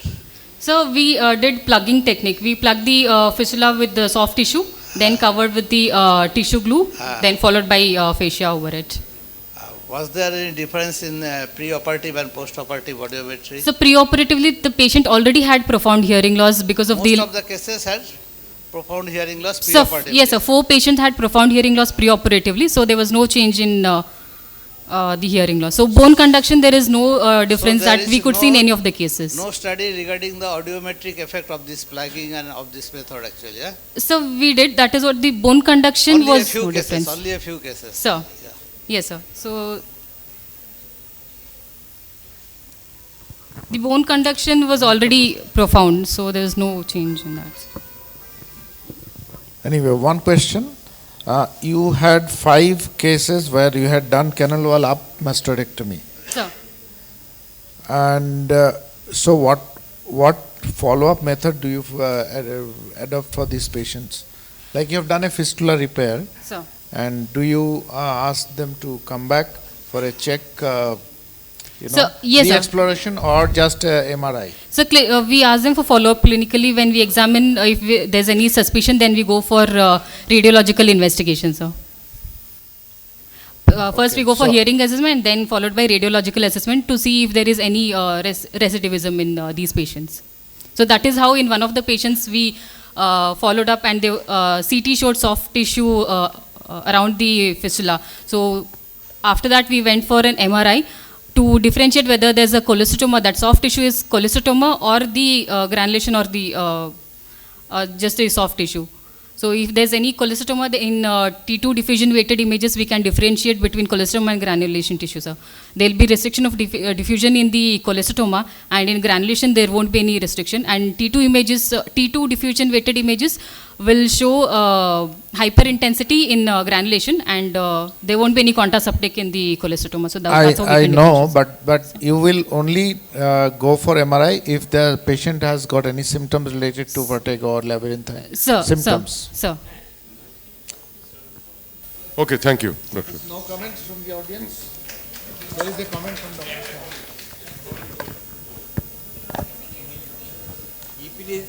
It is a complicated master with a complication like the fistula. Still you are in favor of putting the canal up down mastectomy or canal down mastectomy? Which will your preference? You prefer to do the canal up mastectomy. But complicated.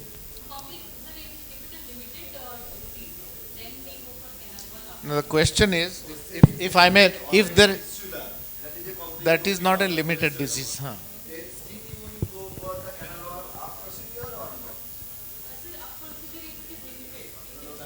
Let us not grill her. Let us not grill her. She has faced the question. It's for discussion, and I think we can have opinion from everyone in the house. My personal opinion is that if the disease has been so severe that there is labyrinthine erosion and fistula, if I do a canal wall up, I would do at least a serial MRI if that facility is there. Otherwise, I will go for canal wall down mastectomy. Okay. This is my personal opinion. Same, but same with us. we should not grill her for that. She has answered her question. I think that's what Dr. Saha was suggesting. Shall I call the next one? Okay. Yeah, now Mr. Dr. Dibankar Das, Management of Intrapulmonary Hemorrhage post-CABG. Good afternoon, everyone. Today I am going to present about the management of intrapulmonary hemorrhage post-CABG using rigid bronchoscopy. My patient is 46-year female, presented with complaining of angina on exertion associated with breathlessness. Patient diagnosed as a case of coronary artery disease and underwent coronary artery bypass grafting on 1st April. Post-CABG, patient had massive tracheobronchial bleed compromising ventilation. After reversal of heparinization with injection protamine stopped, however, the clot formed inside the tracheobronchial tree. Flexible bronchoscopy and clot removal from trachea, bronchioles done under GA by cardiac anesthetist with limited success, as there was large blood clots in the tracheobronchial tree. Flexible fiber optic bronchoscopy next day again revealed clot in the tracheobronchial tree. Underwent thoracic re-exploration on post-op day 1 by CTVS surgeon. No bleed found in the thoracic cavity. In view of recurrent desaturating episodes and poor ventilation, patient was placed in veno-venous ECMO. Further ENT referral placed, and patient was further planned for rigid bronchoscopy and clot removal under GA. Here is a short glimpse of our intraoperative procedure. This is our bronchoscopy set. Here while entering through the trachea, we can easily see the bleeding point just above the carina. For better orientation, there is left and right bronchus, and the blood is seen. The blood is going into the right bronchus also as well as the left bronchus. The left side there is some debris, epithelial debris is like material is seen, which is not able to remove by the flexible fiber optic bronchoscopy. So we did here the rigid bronchoscopy by the grasping forceps. We grasped that debris and removed. After removal of that debris, we seen that there was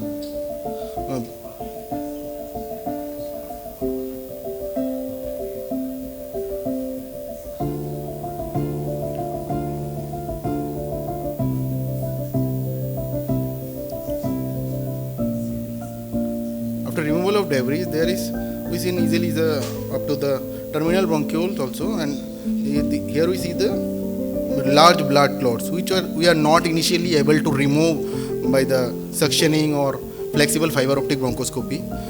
By using the gasping forceps, first we with the help of suction we remove that clot, the huge size. After removal of the clot, we can easily see there is much more clearance, and you can see up to the terminal bronchiole also. For better orientation, there is the upper division lingular and the basal division also. The little bit blood clot still present in the terminal parts of the bronchus, which we removed using flexible fiber optic bronchoscope through the rigid bronchoscopy. And after removal, we can see easily there is no blood clots.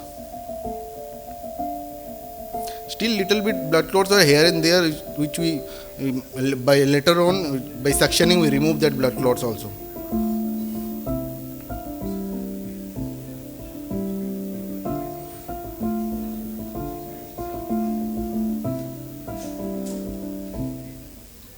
Post-op, we can easily see there is the better outcome of the X-rays, as we can see post-op day up to the after post-op procedure.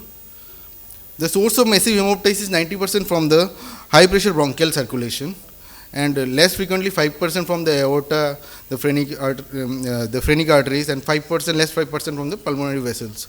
Although massive hemoptysis is always regarded as the potential lethal condition, but no uniform cutoff value is agreed upon in the literature. However, there is very short, very scanty amount of literature found through the thorough research through the PubMed. There is very less data. At present, we are in such era where through the flexible fiber optic bronchoscopy, we can reach up to the terminal bronchioles also. But here we do the rigid bronchoscope. We can easily see, we can reach up to the at least up to terminal bronchus. The various causes that we are anticipating, Buji-related trauma during the intubation. There is an article which published here showing that after the Buji-related trauma, the whole blood clot is removed with the intubation tube.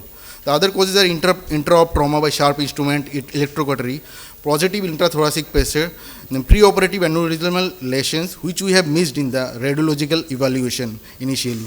Various options available in the armamentarium of the surgeons are pressure via rigid scope, and the flexible cryoprobes, reversal of heparinization, adding HDP or RDP, adequate platelet plaque formation, infusion of coagulation factor via fresh frozen plasma. Blood clot and mucosal plug in patient tracheobronchial tree, impairing the ventilation perfusion mismatch. Rigid bronchoscopy is more efficient at safeguarding airway patency, preserving ventilation and allowing better clearance of the airways, therefore improving visualization. However, flexible fiber optic bronchoscopy can be introduced through rigid bronchoscope as it provides easier access to the upper lobes and peripheral terminal bronchioles, thus allowing optimal exploration of the tracheobronchial tree. So the take-home message, the message we want to deliver via this presentation is every once in a while we may be faced with such life-threatening complication of intrapulmonary hemorrhages. That time surgeon has to be calm and composed, and steps that have been enumerated in the previously, that time he must have to follow these steps. And still if there is, the bleeding is still continues, then the option of the rigid bronchoscopy with the flexible bronchoscope is available, and through which we can reach up to the terminal bronchioles and subsequently we can manage such type of massive intrapulmonary hemorrhage. These are my references, and these are our surgical teams. Thank you, sir. Thank you, Dr. Das. It's nice to see that an ENT doctor has been called after this bleeding. So we have scored more than that. Cardiac surgeons.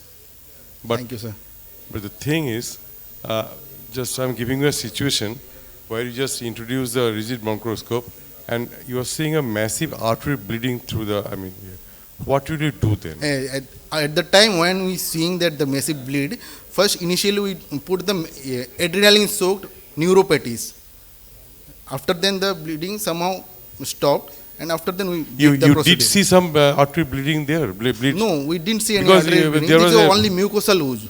Mucosal wound. And it has been, traumatized. By idiopathic cause like that something. Yes, sir. Or iatrogenic cause like that. Yes, sir. What- Most probably the bougie-related trauma while doing the intubation. These are we are suspecting.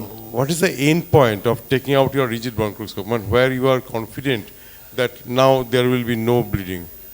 How long will you keep your bronchoscope there, or you look for other vitals like that? In my case, the patient was in the veno-venous ECMO, so we can do the procedure for a long time. Otherwise, we have to do intermittently. No, I'm just asking. That is right. But when you will just take this thing, you will be sure that there won't be any bleeding now. No, after then, the bleeding also stopped, the blood clot also removed. Was it a single site or, diffuse bleeding? There is diffuse bleeding, sir. There was diffuse bleeding. So there are multiple sites, I think. Multiple sites. It stopped like that. After post-op, suddenly the bleedings come. That time they put the protamine injection, and after then somehow the bleeding stopped. Post-op they do all the evaluation, and post-op the cardiac anesthetist also did the fiber optic laryngoscopy, and they see there is so many clots which they are not able to remove through the flexible fiber optic bronchoscope. So they called us. Then was the heparin in place during your procedure and after your procedure? Was the IV heparin was given also? It was not stopped. Yes, sir. During the CABG, coronary artery bypass grafting, that time, sir. Okay. So you are recommending rigid bronchoscopy in every case of bronchopulmonary bleeding? In not every case, we can recommend the rigid bronchoscopy. We can keep it in our armamentarium as a tool, basically.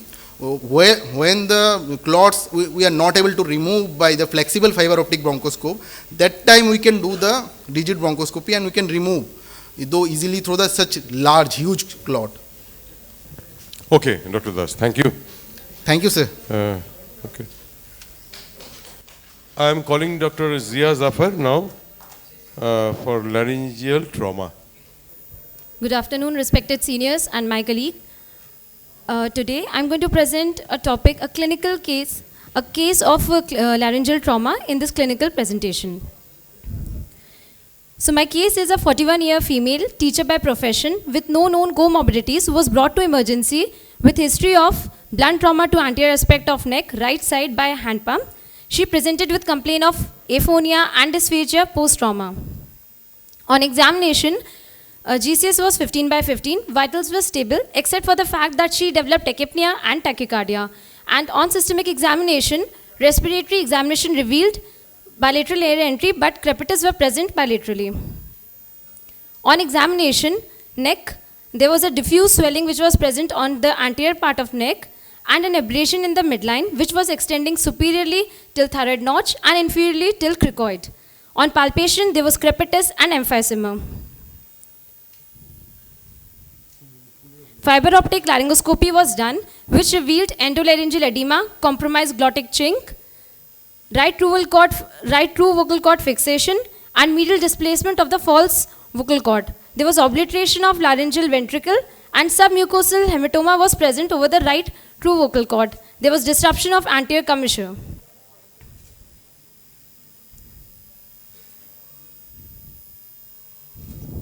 Investigations, NCCT, neck and chest was done. There was a midline fracture which was present over thyroid cartilage which extended in its entire length, which is demarcated by red arrow. And there was air pocket which was seen in the paraglottic space, which was suggestive of pneumolarynx, which is demarcated by yellow arrow. It also revealed surgical emphysema and bilateral pneumothorax and pneumomediastinum with minimal collapse of both lungs. As per the fiber optic laryngoscopy and the NCCT findings, the clinical case which presented fell into the category of Schaffer's grade 3 laryngeal trauma. The patient was diagnosed as a case of blunt trauma neck with laryngeal injury, fractured thyroid cartilage, and patient underwent open reduction and internal fixation of fractured thyroid cartilage with titanium mesh and elective tracheostomy under general anesthesia. These are the intraoperative images. As you can see in the image, there was a horizontal skin crease, neck incision which was given. Subplatysmal supravenous flap was elevated superiorly up to thyroid notch. Inferiorly, the flap up to the level of cricoid, and strap muscles were divided in the midline. And the strap muscles were retracted laterally. So this was the midline vertical fracture which was seen in the thyroid lamina. The fractured cartilage was exposed by elevating the perichondrium and aligned in the midline. Titanium mesh plating was done and lamina was repositioned and fixed, and strap muscles were repositioned. This was the post-operative image of the patient. The patient was fed with Ryle's tube and tracheostomy tube was in situ, and on post-op day 7th, fiber optic laryngoscopy was done. We can see the feeding tube in situ, and flickering movement of the right true vocal cord was achieved, and there was a significant reduction in the endolaryngeal edema as compared to the time of onset of the injury.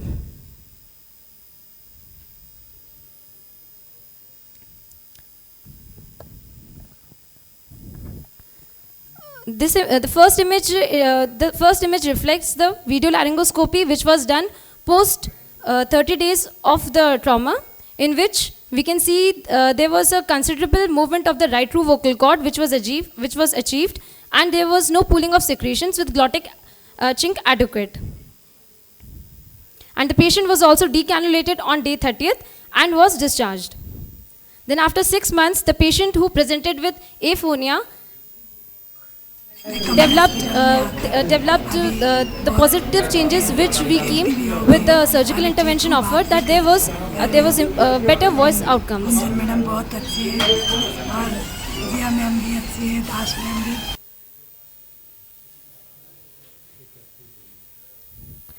Now coming to the introduction, the laryngeal trauma, the frequency is very rare. If we see, then only 1% accounts to the laryngeal trauma.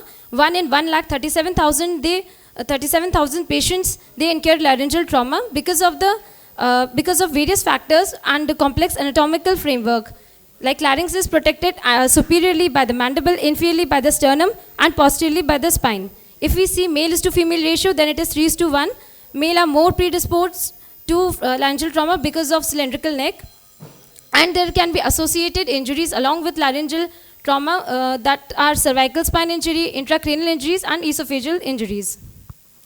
Now coming to the mechanism of injury, there are various mechanisms like internal injuries and external trauma. In our case, the patient sustained blunt trauma, so we'll be looking into the various factors which can affect a case of blunt trauma.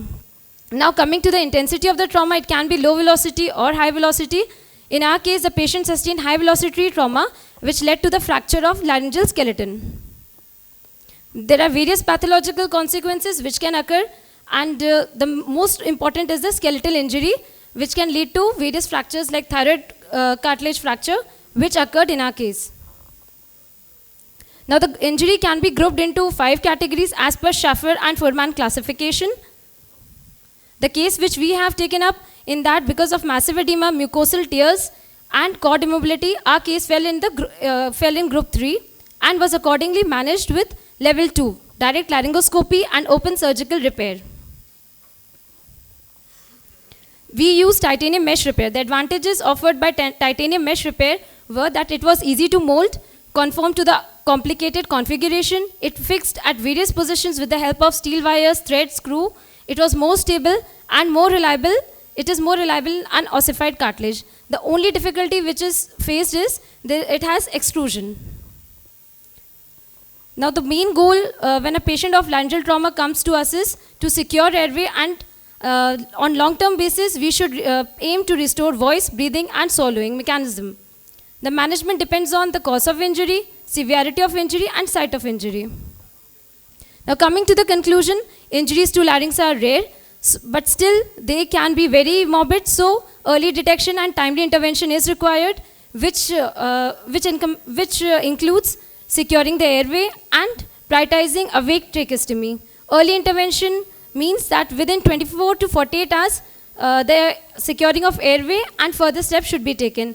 And if the patient falls in level 2 of injury, then patient can be taken up for surgical intervention. And if the patient falls under 3 group, then the patient can be taken up for endolaryngeal stenting also. Because laryngeal stenting and keel, they help in prevention of stenosis. Thank you. Thank you. Nice case. One question. How do you explain the fixation of the vocal cord on the right side, and how do you explain that it got better? I mean, what is your explanation? Why it happened? You said the vocal cord was fixed on the right. There was no mobility, which came back. Complete mobility was not achieved even during follow-up, sir. There was just flickering, and then, sir, later on when we see, sir, then flickering was there, sir. But complete mobility was not achieved, sir. So why do you think the mobility got disturbed? So because there was a breakdown in the entire laryngeal framework, that is why. So there was a fracture of the thyroid cartilage, and there was a lot of edema. So subsequently when the edema subsided and when we proximated, sir, the thyroid cartilage, then that time, sir, it was proximated, but complete was not achieved, sir. Okay, thank you. According to Schaeffer's type 5 injury, there is a complete separation of larynx from trachea. Okay, what is the end point of larynx anatomically? When larynx ends and trachea begins? Sir? When larynx ends, the trachea begins. What is the, there is an anatomical landmark like that? Some cartilage. What's that? Larynx. Cricoid cartilage. So it is the border of cricoid cartilage, sir. Is the border? Which border? It is the cricoid cartilage, sir. Upper border or lower border?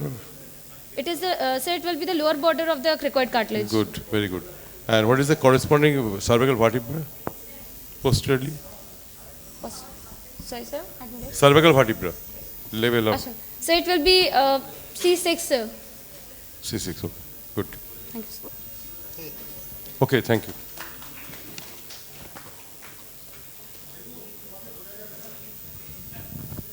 Any comments from the audience? No.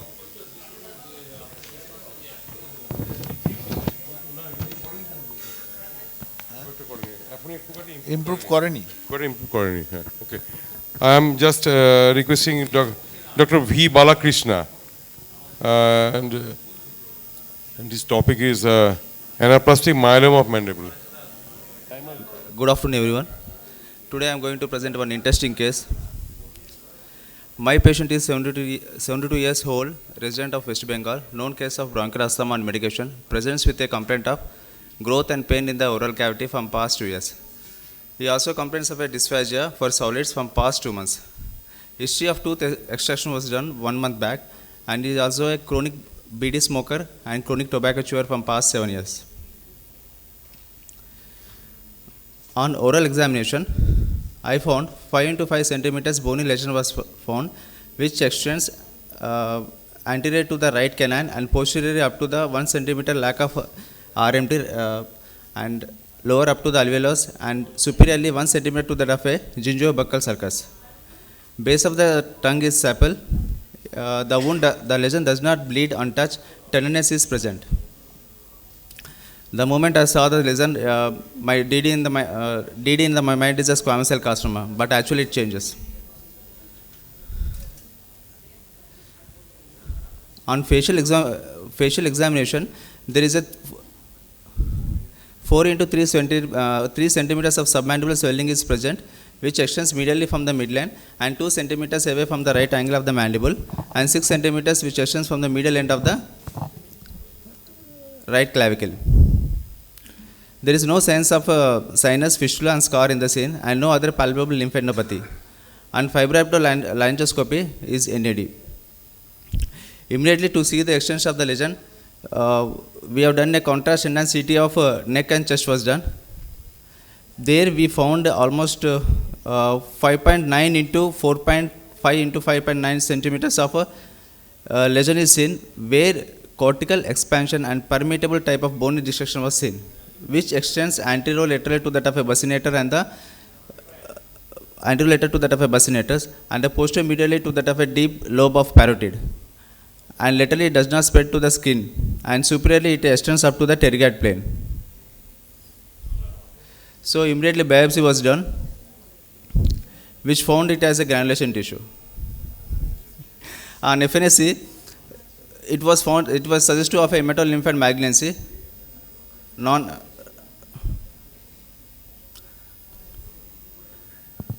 lymphoma, because on microscopic examination it was found to be a binucleated, and there is a atypical lymphoid cells and also a typical nuclear cells are seen. Further, ultrasound guided lymph node biopsy was done, which was found to be anaplastic myeloma, because on microscopic it was positive for the ISC CD138, ISC MUMI positive and ISC KX67 proliferate index. At this point my diagnosis was anaplastic myeloma of the right mandible. But on serum electrophoresis, MBAN was present and no evidence of myeloma. Again on serum immunofixation electrophoresis, no evidence of myeloma, suggestive of monoclonal gammopathy seen in IG band and lambda. On bone marrow aspiration, it was a normal study. Again on bone marrow biopsy also, it was a normal. No increase in the plasma cells and myeloma, and kappa and lambda ratio was 0.13, which is within the normal. So my revised diagnosis was solitary plasmacytoma of the right mandible. So in order to see the distance metastasis, I went for the whole body PET scan. There I found some FDG uptake was seen in the right mandible, which extends anterior to the buccinator and in the odd palate and also the deep lobe of the parotid. The treatment for the definitive treatment for the solitary plasmacytoma is radiotherapy. We have given a 50 Gray of 20 fractions from 13th 5 to 2004 to 14 6 2024. This is the post radiotherapy status. Discussion. Solitary plasmoma is the most common in the vertebrae, but the incidence in the mandible is just 4.4%. Plasmacytoma is subdivided into the two types, solitary bone plasmacytoma and the solitary extramedullary plasmacytoma. The treatment for the SBP is the radiotherapy, whereas the treatment of extramedullary plasmacytoma is a surgery, chemotherapy or immunotherapy, or it may be a combination of all three. So in solitary plasmacytoma, important to make distinct of whether or not minimum bone marrow clonal plasmacytosis is present. Follow-up is necessary for this type of cases because there is a chance of multiple myeloma transformation is there. Conclusion. From this presentation, I would like to emphasize that we bear in our mind that various other diagnoses that might present in the oral cavity, especially jaw and the maxilla. Every ulcer in the oral cavity is not a squamous cell carcinoma. Every time we see a bone destruction surgery is not an answer. Sometimes we may face a variant of histopathology diagnosis, as we saw in this case, plasmacytoma, and sometimes something we already rule out, that is lymphoid malignancy, and treat either with radiotherapy or combination of chemo and the radiotherapy. So a clinical acumen, proper history taken through examination and histopathology diagnosis that has been aided with the immunohistochemistry will aid the diagnosis and help to do right treatment. Thank you.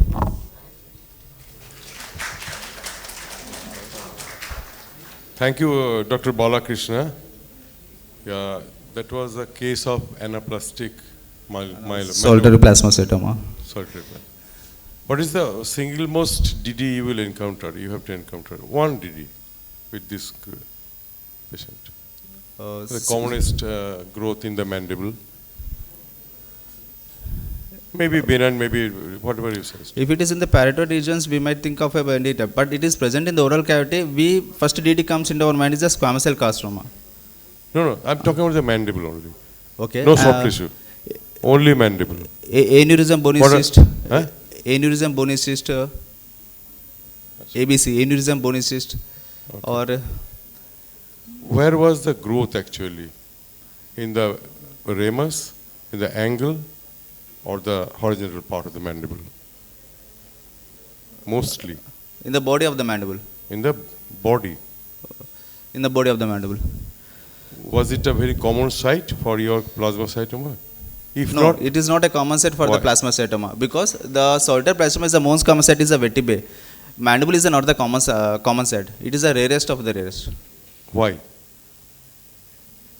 Why does plasmacytoma a common site is in others, some long bones or like that? Why?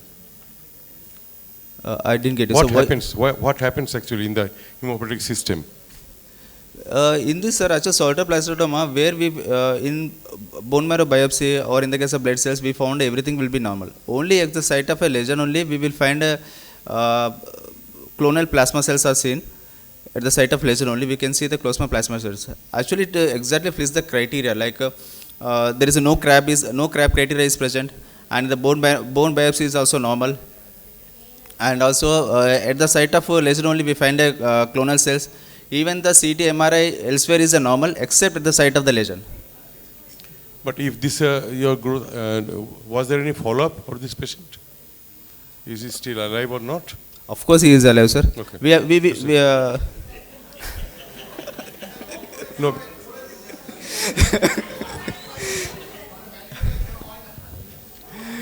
Mandible are very rare because my extensive hemopoietic system is not in the Actually, mandible sir, actually. There we is long bones. this type of in the patients, femur, sir. humerus, these are the commonest site of plasma cells. Sir, this type of patient we should keep on follow But because in there is- mandible, but in mandible, it mostly occurs in the angle of the mandible and the ramus. Okay, that there just exists some sort of hemopoietic system. Okay. Sir, actually this patient we should keep on follow. Why? Because there is a chance of converting into the multiple myeloma is there. That is almost in the less than 10% of cases. So, this sir, this 15 days back only I saw this patient. It was finished. Okay. Any question?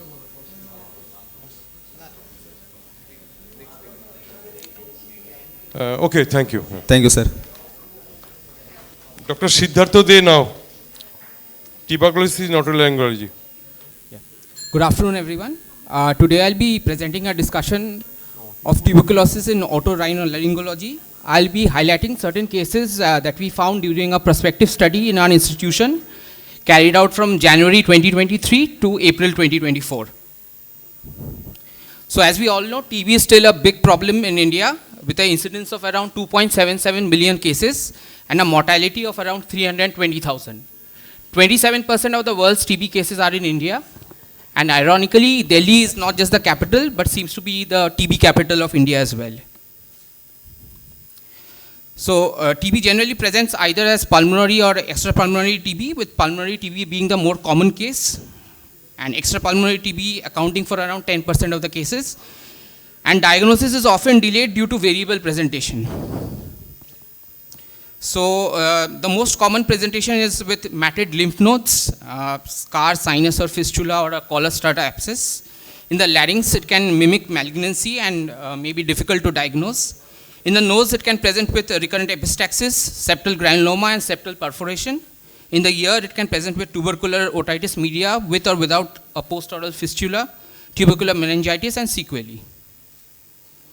So during diagnostic workup, we generally go in for a suggestive history and clinical features, blood investigations, positive microscopic culture or histopathological evidence of TB from an extrapulmonary site. And we also go in for radiological changes consistent with primary pulmonary TB. These are the common investigations that we carry out. They include a complete hemogram, blood for sugar profile, serology, Mantoux test, sputum, chest X-ray, and HRCT thorax if it is indicated. We also go in for FNAC, ZN staining, CBNAT, gene expert, culture, DNA PCR, and other biochemical tests like ADA2 enzyme. So these are my clinical cases. So the first one is that of a 40-year-old female. She presented with cervical lymphadenopathy. FNAC showed caseous necrotic material with degenerated inflammatory cells. ZN stain was positive or acid-fast bacilli. So this was a case of tubercular cervical lymphadenitis. So these are the common presentations that we generally see in our OPD. It can present with neck node and sinus, discharging sinus, or with abscess formation.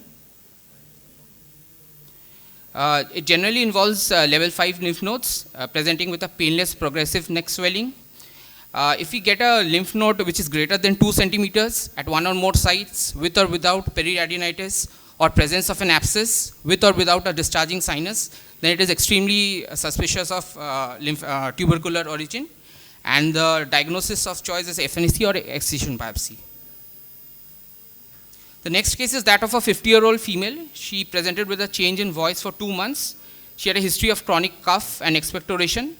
On fiber optic laryngoscopy, we found irregular epiglottis, bilateral vocal cords were mobile, but edematous and phonatory gap was present. We sent it for sputum, and it came out to be positive. Although initially we were thinking that it was a malignancy, but during pre-operative, we had planned a DL biopsy. So during pre-operative workup, the X-ray had shown a fibrosis in the left lower lung zone. So then we decided to go in for sputum, and it came out to be positive. So this is a case of laryngeal tuberculosis. So one of the most common complaints is hoarseness of voice, and the most common site is the posterior glottis. It can present with single or multiple lesions, which may be exudative or ulcerative. The differential diagnoses are commonly laryngeal carcinoma, chronic laryngitis, and laryngeal papilloma. The next case is that of a 50-year-old male presented with a left-sided ear discharge for 5 months, which was not resolving with medications. Swelling in the post-auricular region for 1 month. We did a HRCT temporal bone, which showed opacity in the mastoid antrum with external fistula. Sputum was negative, however, oral swab was positive, and culture was also positive. So this is a case of tubercular post-oral fistula. Tubercular otitis media can spread through the hematogenous route. It can also spread via regurgitation through the eustachian tube. General presentation is painless, persistent mucopurulent discharge with multiple tympanic membrane perforations. It can also have post-auricular subperiosteal abscess with fistula. The next case is that of a 40-year-old female. She presented with history of nasal obstruction and anosmia, starting after a case of upper respiratory tract infection. There was a history of evening rise of temperature. On anterior rhinoscopy, there was thickening of the septum. Histopathology from nasal mucopericardial flap was typical of tuberculosis. This was a case of primary nasal septal tuberculosis. So sinonasal tuberculosis is generally rare due to protective functions of the nose.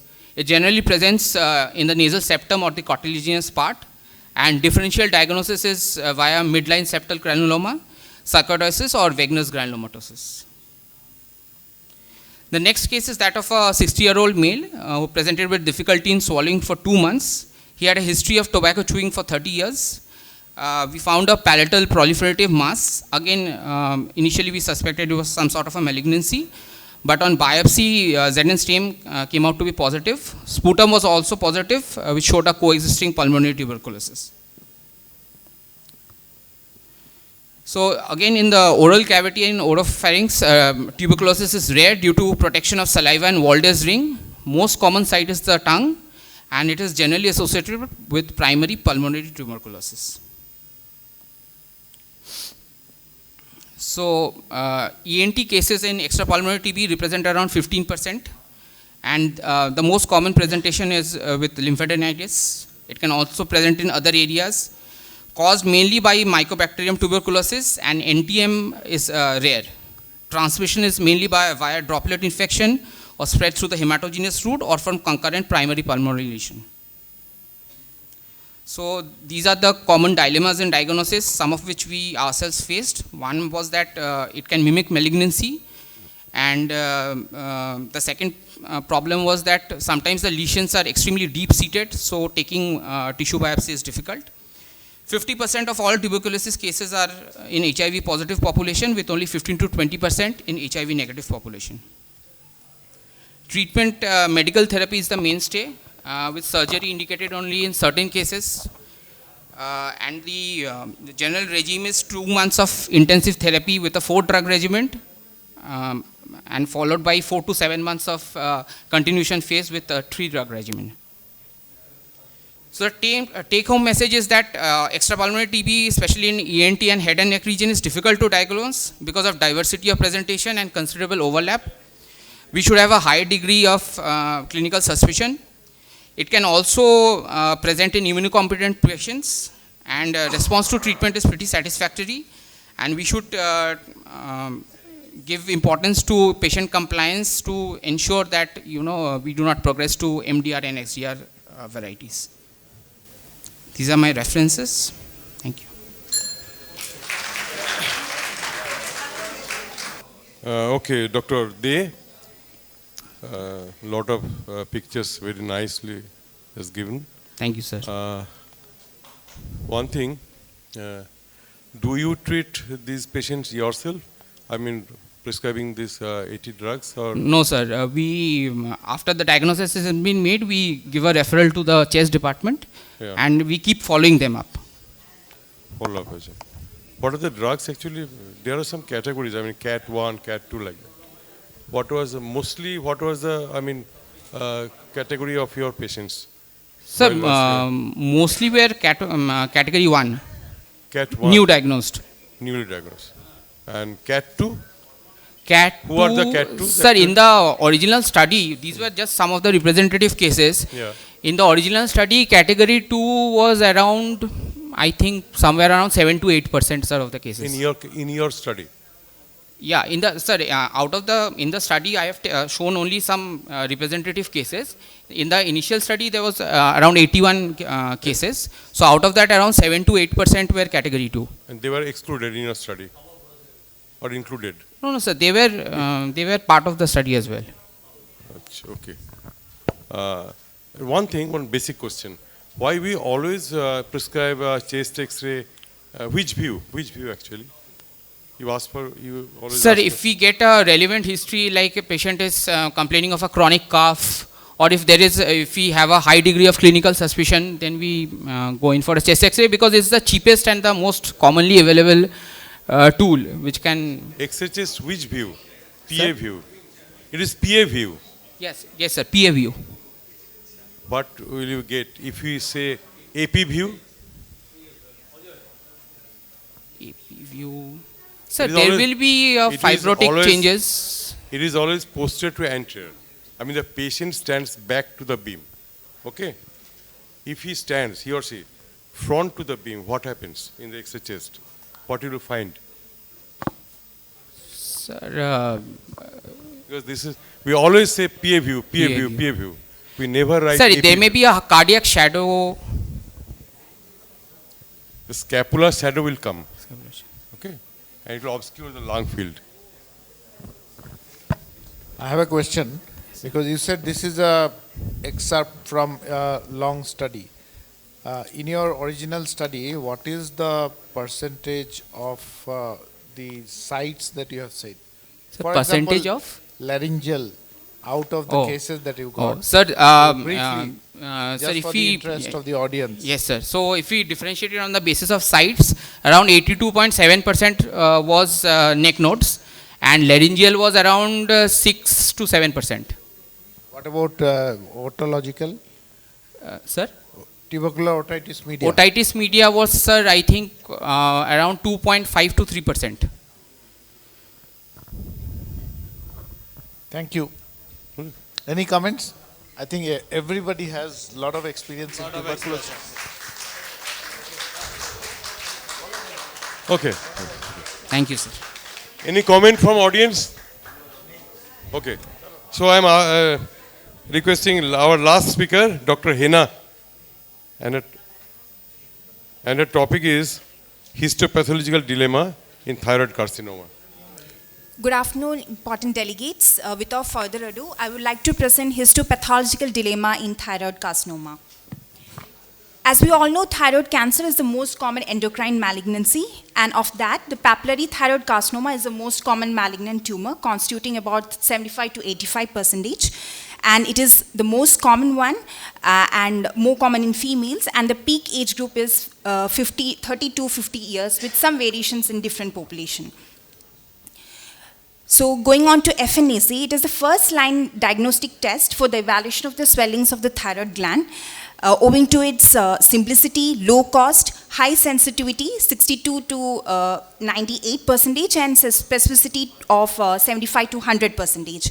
But it has got some drawbacks and limitations because of its false positive, which comes up to 8%, and false negative results, which comes up to 11%, which can have a serious impact on patient care. The most common reasons for false positive diagnosis would be the presence of similar features in various diseases of the thyroid gland, and false negative would be the characteristic features of the papillary thyroid carcinoma would be absent or less frequently encountered. My aims and objectives is to analyze the cytohistological correlation of papillary thyroid carcinoma and evaluate the pitfalls of FNAC. And the second one would be to analyze the immunohistochemistry markers in the diagnosis of papillary thyroid carcinoma. My study design is a case series containing 2 patients. Patient number 1, who is a 24-year-old female hailing from Ranaghat, Nadia, came with chief complaint of swelling on the right anterior aspect of neck for the last 3 years, which was insidious in onset, slowly progressive, painless, with no recent sudden increase in size. On local examination, there was a 4 into 2 centimeter swelling on the right anterior aspect of the neck, which moves up and down with deglutition, with no dilated vessels or visible pulsation noted over the swelling. On palpation, it seems to be firm in consistency, mobile, with no fixity to overlying skin or underlying structure, smooth surface, rounded margin, and the lower border of the swelling was also palpable.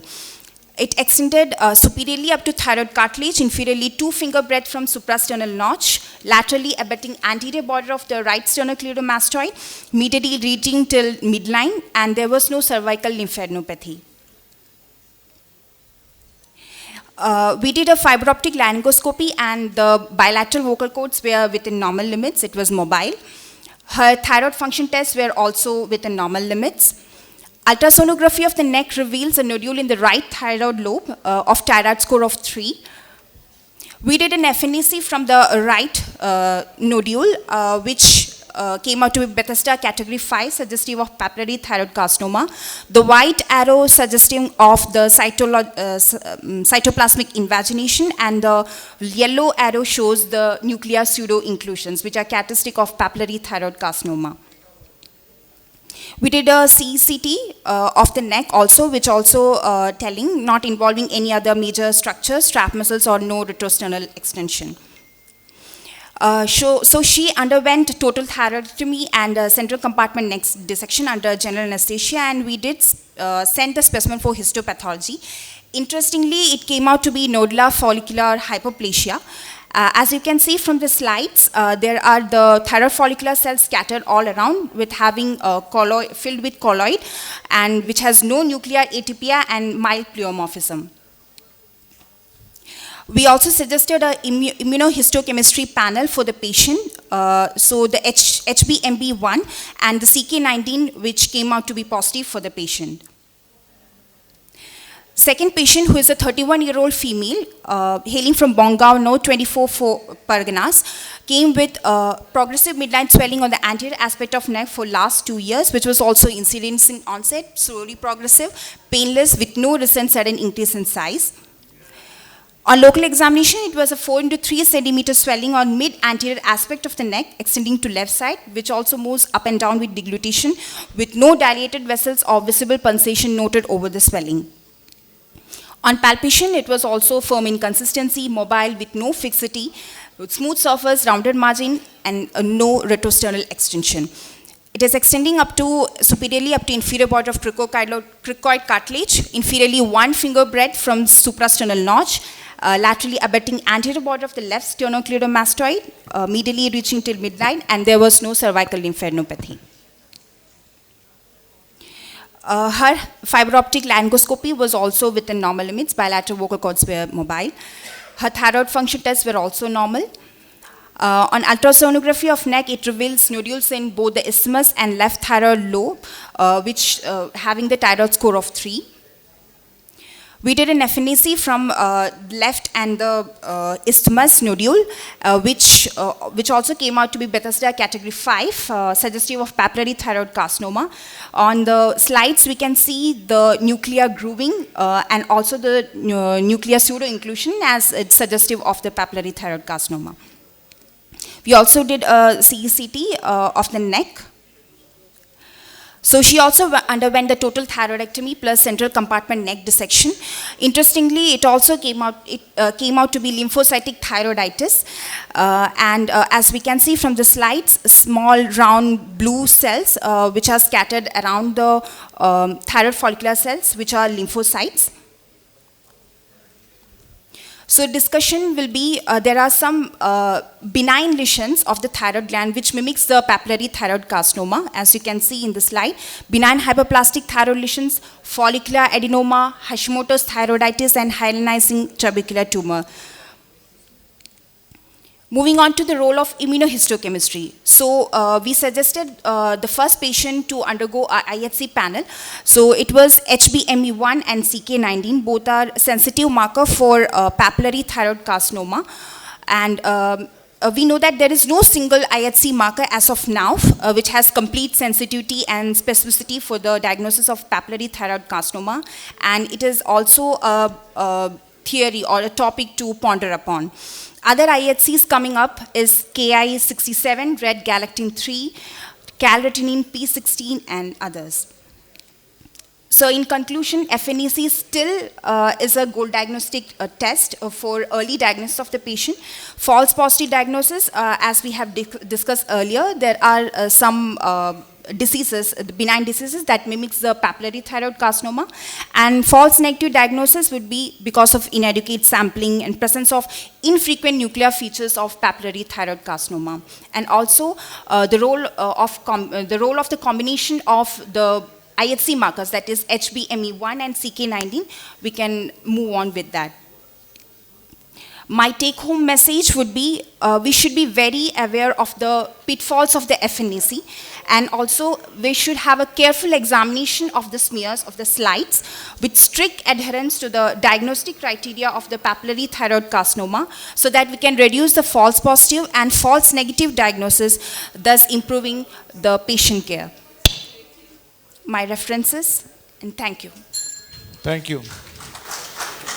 It's a good analytical study, but can you tell me whether it's adding any new dimension to the existing information in the literature after you have done your study? Yes, sir. With regard to the comparison of these two modalities. Yes, sir. The IHC panel for papillary thyroid carcinoma contains of 4, which is HbME1, CK19, and fibronectin 1 and galactine 3. Because the first patient can only afford the 2, so it came out to be positive. It's a new topic to ponder upon, but it has a sensitivity of up to 95% and specificity of only 68%. So more studies should be around these IHC markers for the better diagnosis of papillary thyroid carcinoma. Your FNAC was positive, sir, and some of the glands was negative, histopathologically. Sir. Do you term it as a disappearing carcinoma? No, sir. Is it a disappearing carcinoma? Or fault in the FNAC or like that? Sir, because there are many nuclear features of papillary thyroid carcinoma, like Audience, ekru aste, please. Nuclear pseudo-inclusions, nuclear grooving, and also irregular nuclear counter that is also present in, particularly in Hashimoto's thyroiditis, and also in hyalinizing trabecular tumor of the thyroid lesion. So I don't think we can say it as a disappearing tumor, sir. What is the status of the neck glands? Sir, neck glands were also negative? Yes, sir. No cervical lymph node. No. So FNA was positive, gland and neck, so it is a benign growth actually. Sir. So next time, do you suggest to do a USG guided FNAC or a normal FNAC? So USG guided FNAC should be there, sir. How does Because- it help more? Sir, if the USG neck, if it has a solid component from that, if we take it, so it will be have more probable for diagnosing the carcinoma of.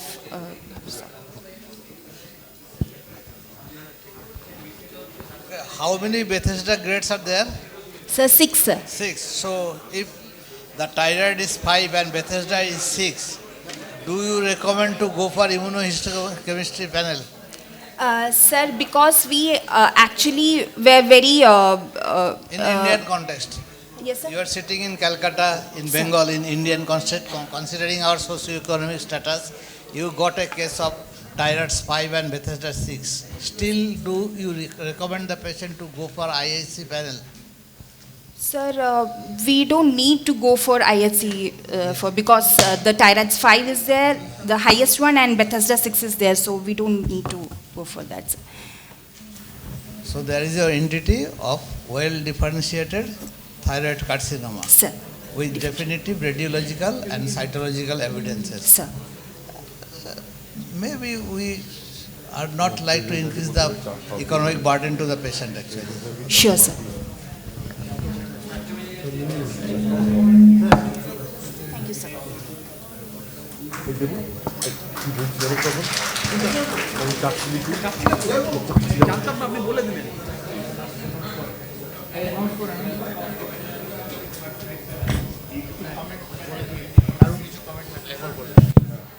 So with this, we have come to the end of today's clinical presentation.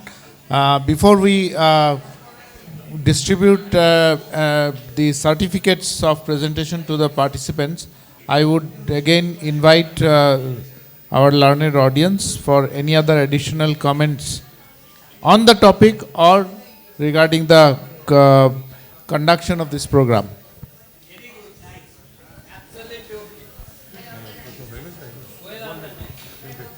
Yeah, I would suggest that you should keep the number of the cases presentation to certain limit because it becomes too long and there is less of interaction. Yeah, number of questions also. I think this is a burning problem because with the increase of postgraduate seats and everything, medical college in the state, we are going to have more and more, because in the last clinical meeting we received 23 submissions. Out of that we completed 10 in the previous clinical meeting, and today we have taken the rest. We did not even ask for any submission for this meeting.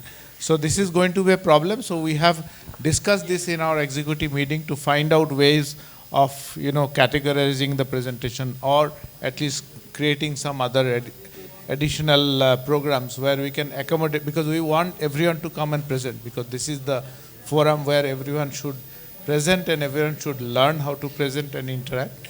So yes, get confidence to go to the national and international forum. So we cannot restrict it, but we'll find out some other way. Somehow we'll find out some way. It is under discussion in our executive. Thank you. For the distribution of the certificate, I like to invite Dr. A.M. Shah sir, Dr. Devrata Nandi sir, Dr. Jain Gurtu sir, Purnenduda. একটু আসুন এখানে।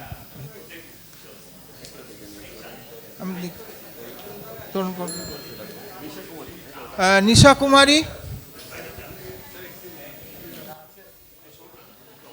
Nisha Kumari presented topic on isolated mastoid cholesteatoma therapeutic niche adventure with hydroxyapatite granules.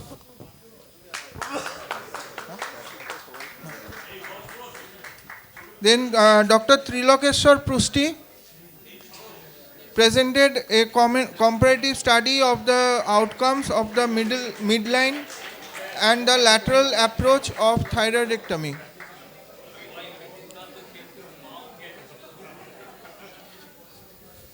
Dr. Kakasha Alam.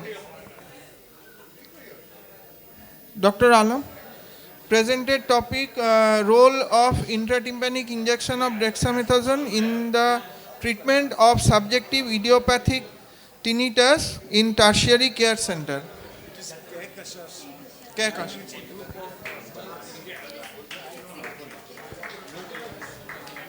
Manjula দি আসুন, তরুণ দা আসুন এদিকে, হ্যাঁ পূর্ণেন্দু দা। Doctor Sabrina Farin, doctor Sabrina Farin presented topic case report on sinonasal mass in background of multiple myeloma.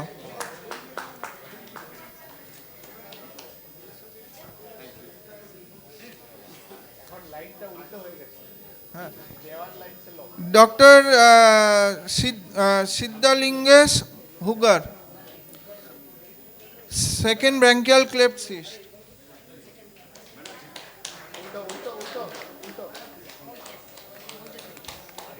Dr. Akash Mondol, a review of our experience with fatal complication of partial cricotracheal resection and anastomosis, tracheo-innominate fistula and its management.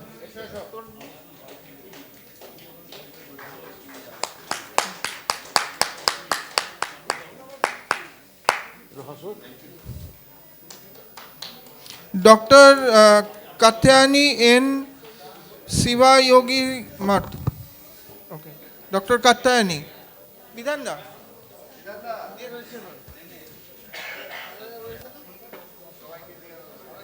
Small breach, big trouble.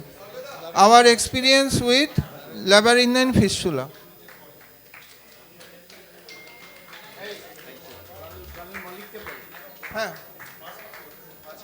Ajay Malik sir.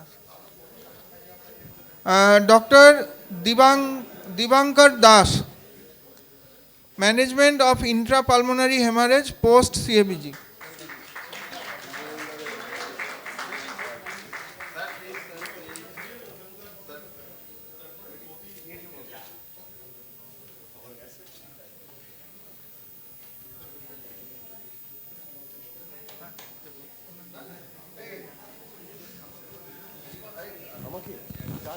Dr. Jia Jafar.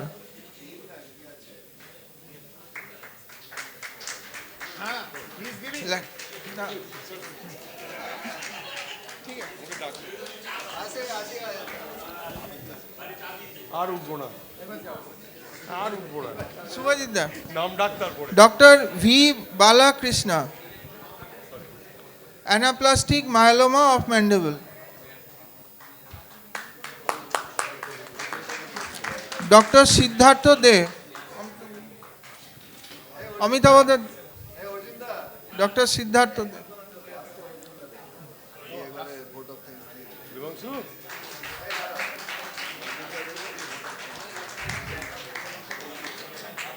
Dr. Hena, histopathological dilemma in thyroid carcinoma. I request Dr. Ajay Mollik sir to invite all the guests to the World Allergy Day program on next week. Good evening, everyone. We are having the World Allergy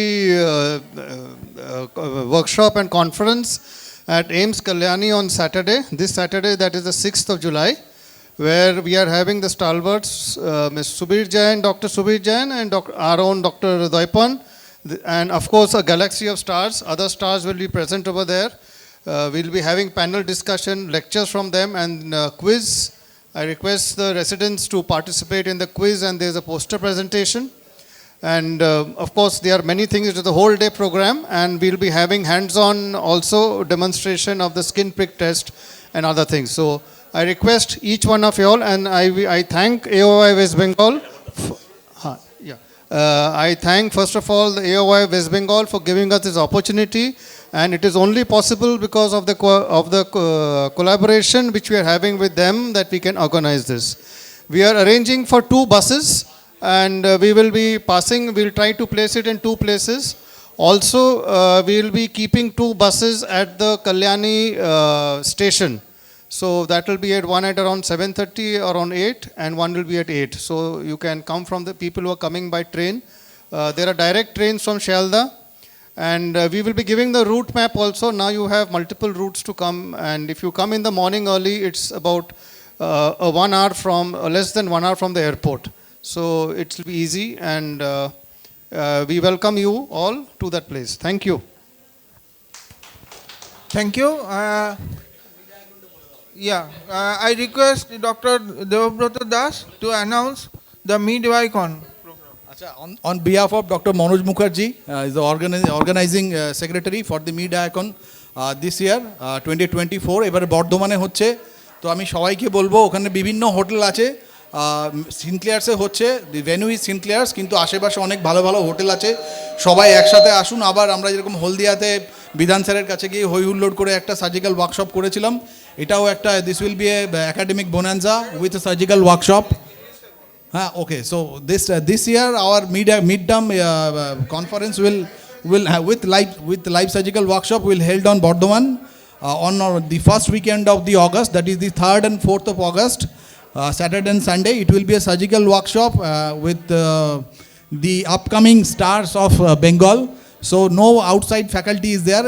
All of our own popular surgeon will going to operate, and every queries that the youngsters are having will going to answer. So we expect your active participation on 3rd and 4th of August at Bardhaman Sinclairs. Thank you. I thank the CMRI for providing us the beautiful venue with a good arrangement, and I thank Dr. Arjun Dasgupta, Dr. Chiroda and Mohanda and their team for organizing this wonderful event. Thank to all of you. We tried our best. If there is any fault, please do excuse us. I do thank the food and beverage team, the audio visual, the marketing team, and everybody else who played a part, and the IT department. Everybody played a part, and thanks to my own core team, Proshit, Saba, Anupama, and Dr. Dasto. If you need us to do any program like this, please do not hesitate to contact us. We are always there with you. Amitabh, the last. So a very special appreciation from everyone regarding the grand food today. In addition to the venue, the organization and everything, I again on behalf of the association invite all of you to join our next program, which is at Kalyani AIIMS, and the next following that is Mid-Icon at Bardhaman Sinclairs. Registrations are on. Please make sure, and there will be a bus. You will get the information. We will all travel by bus to both for Kalyani and also for Bardhaman. So it's always fun to go together by bus like we did last time. So every information will be on the air, and please do join for everything. And please do, all the youngsters, please do come to Mid-Icon, the Kalyani program on allergy, and also please continue to present in AY West Bengal Forum, which is your own platform to grow up, interact, and also bag some prizes as well. Thank you.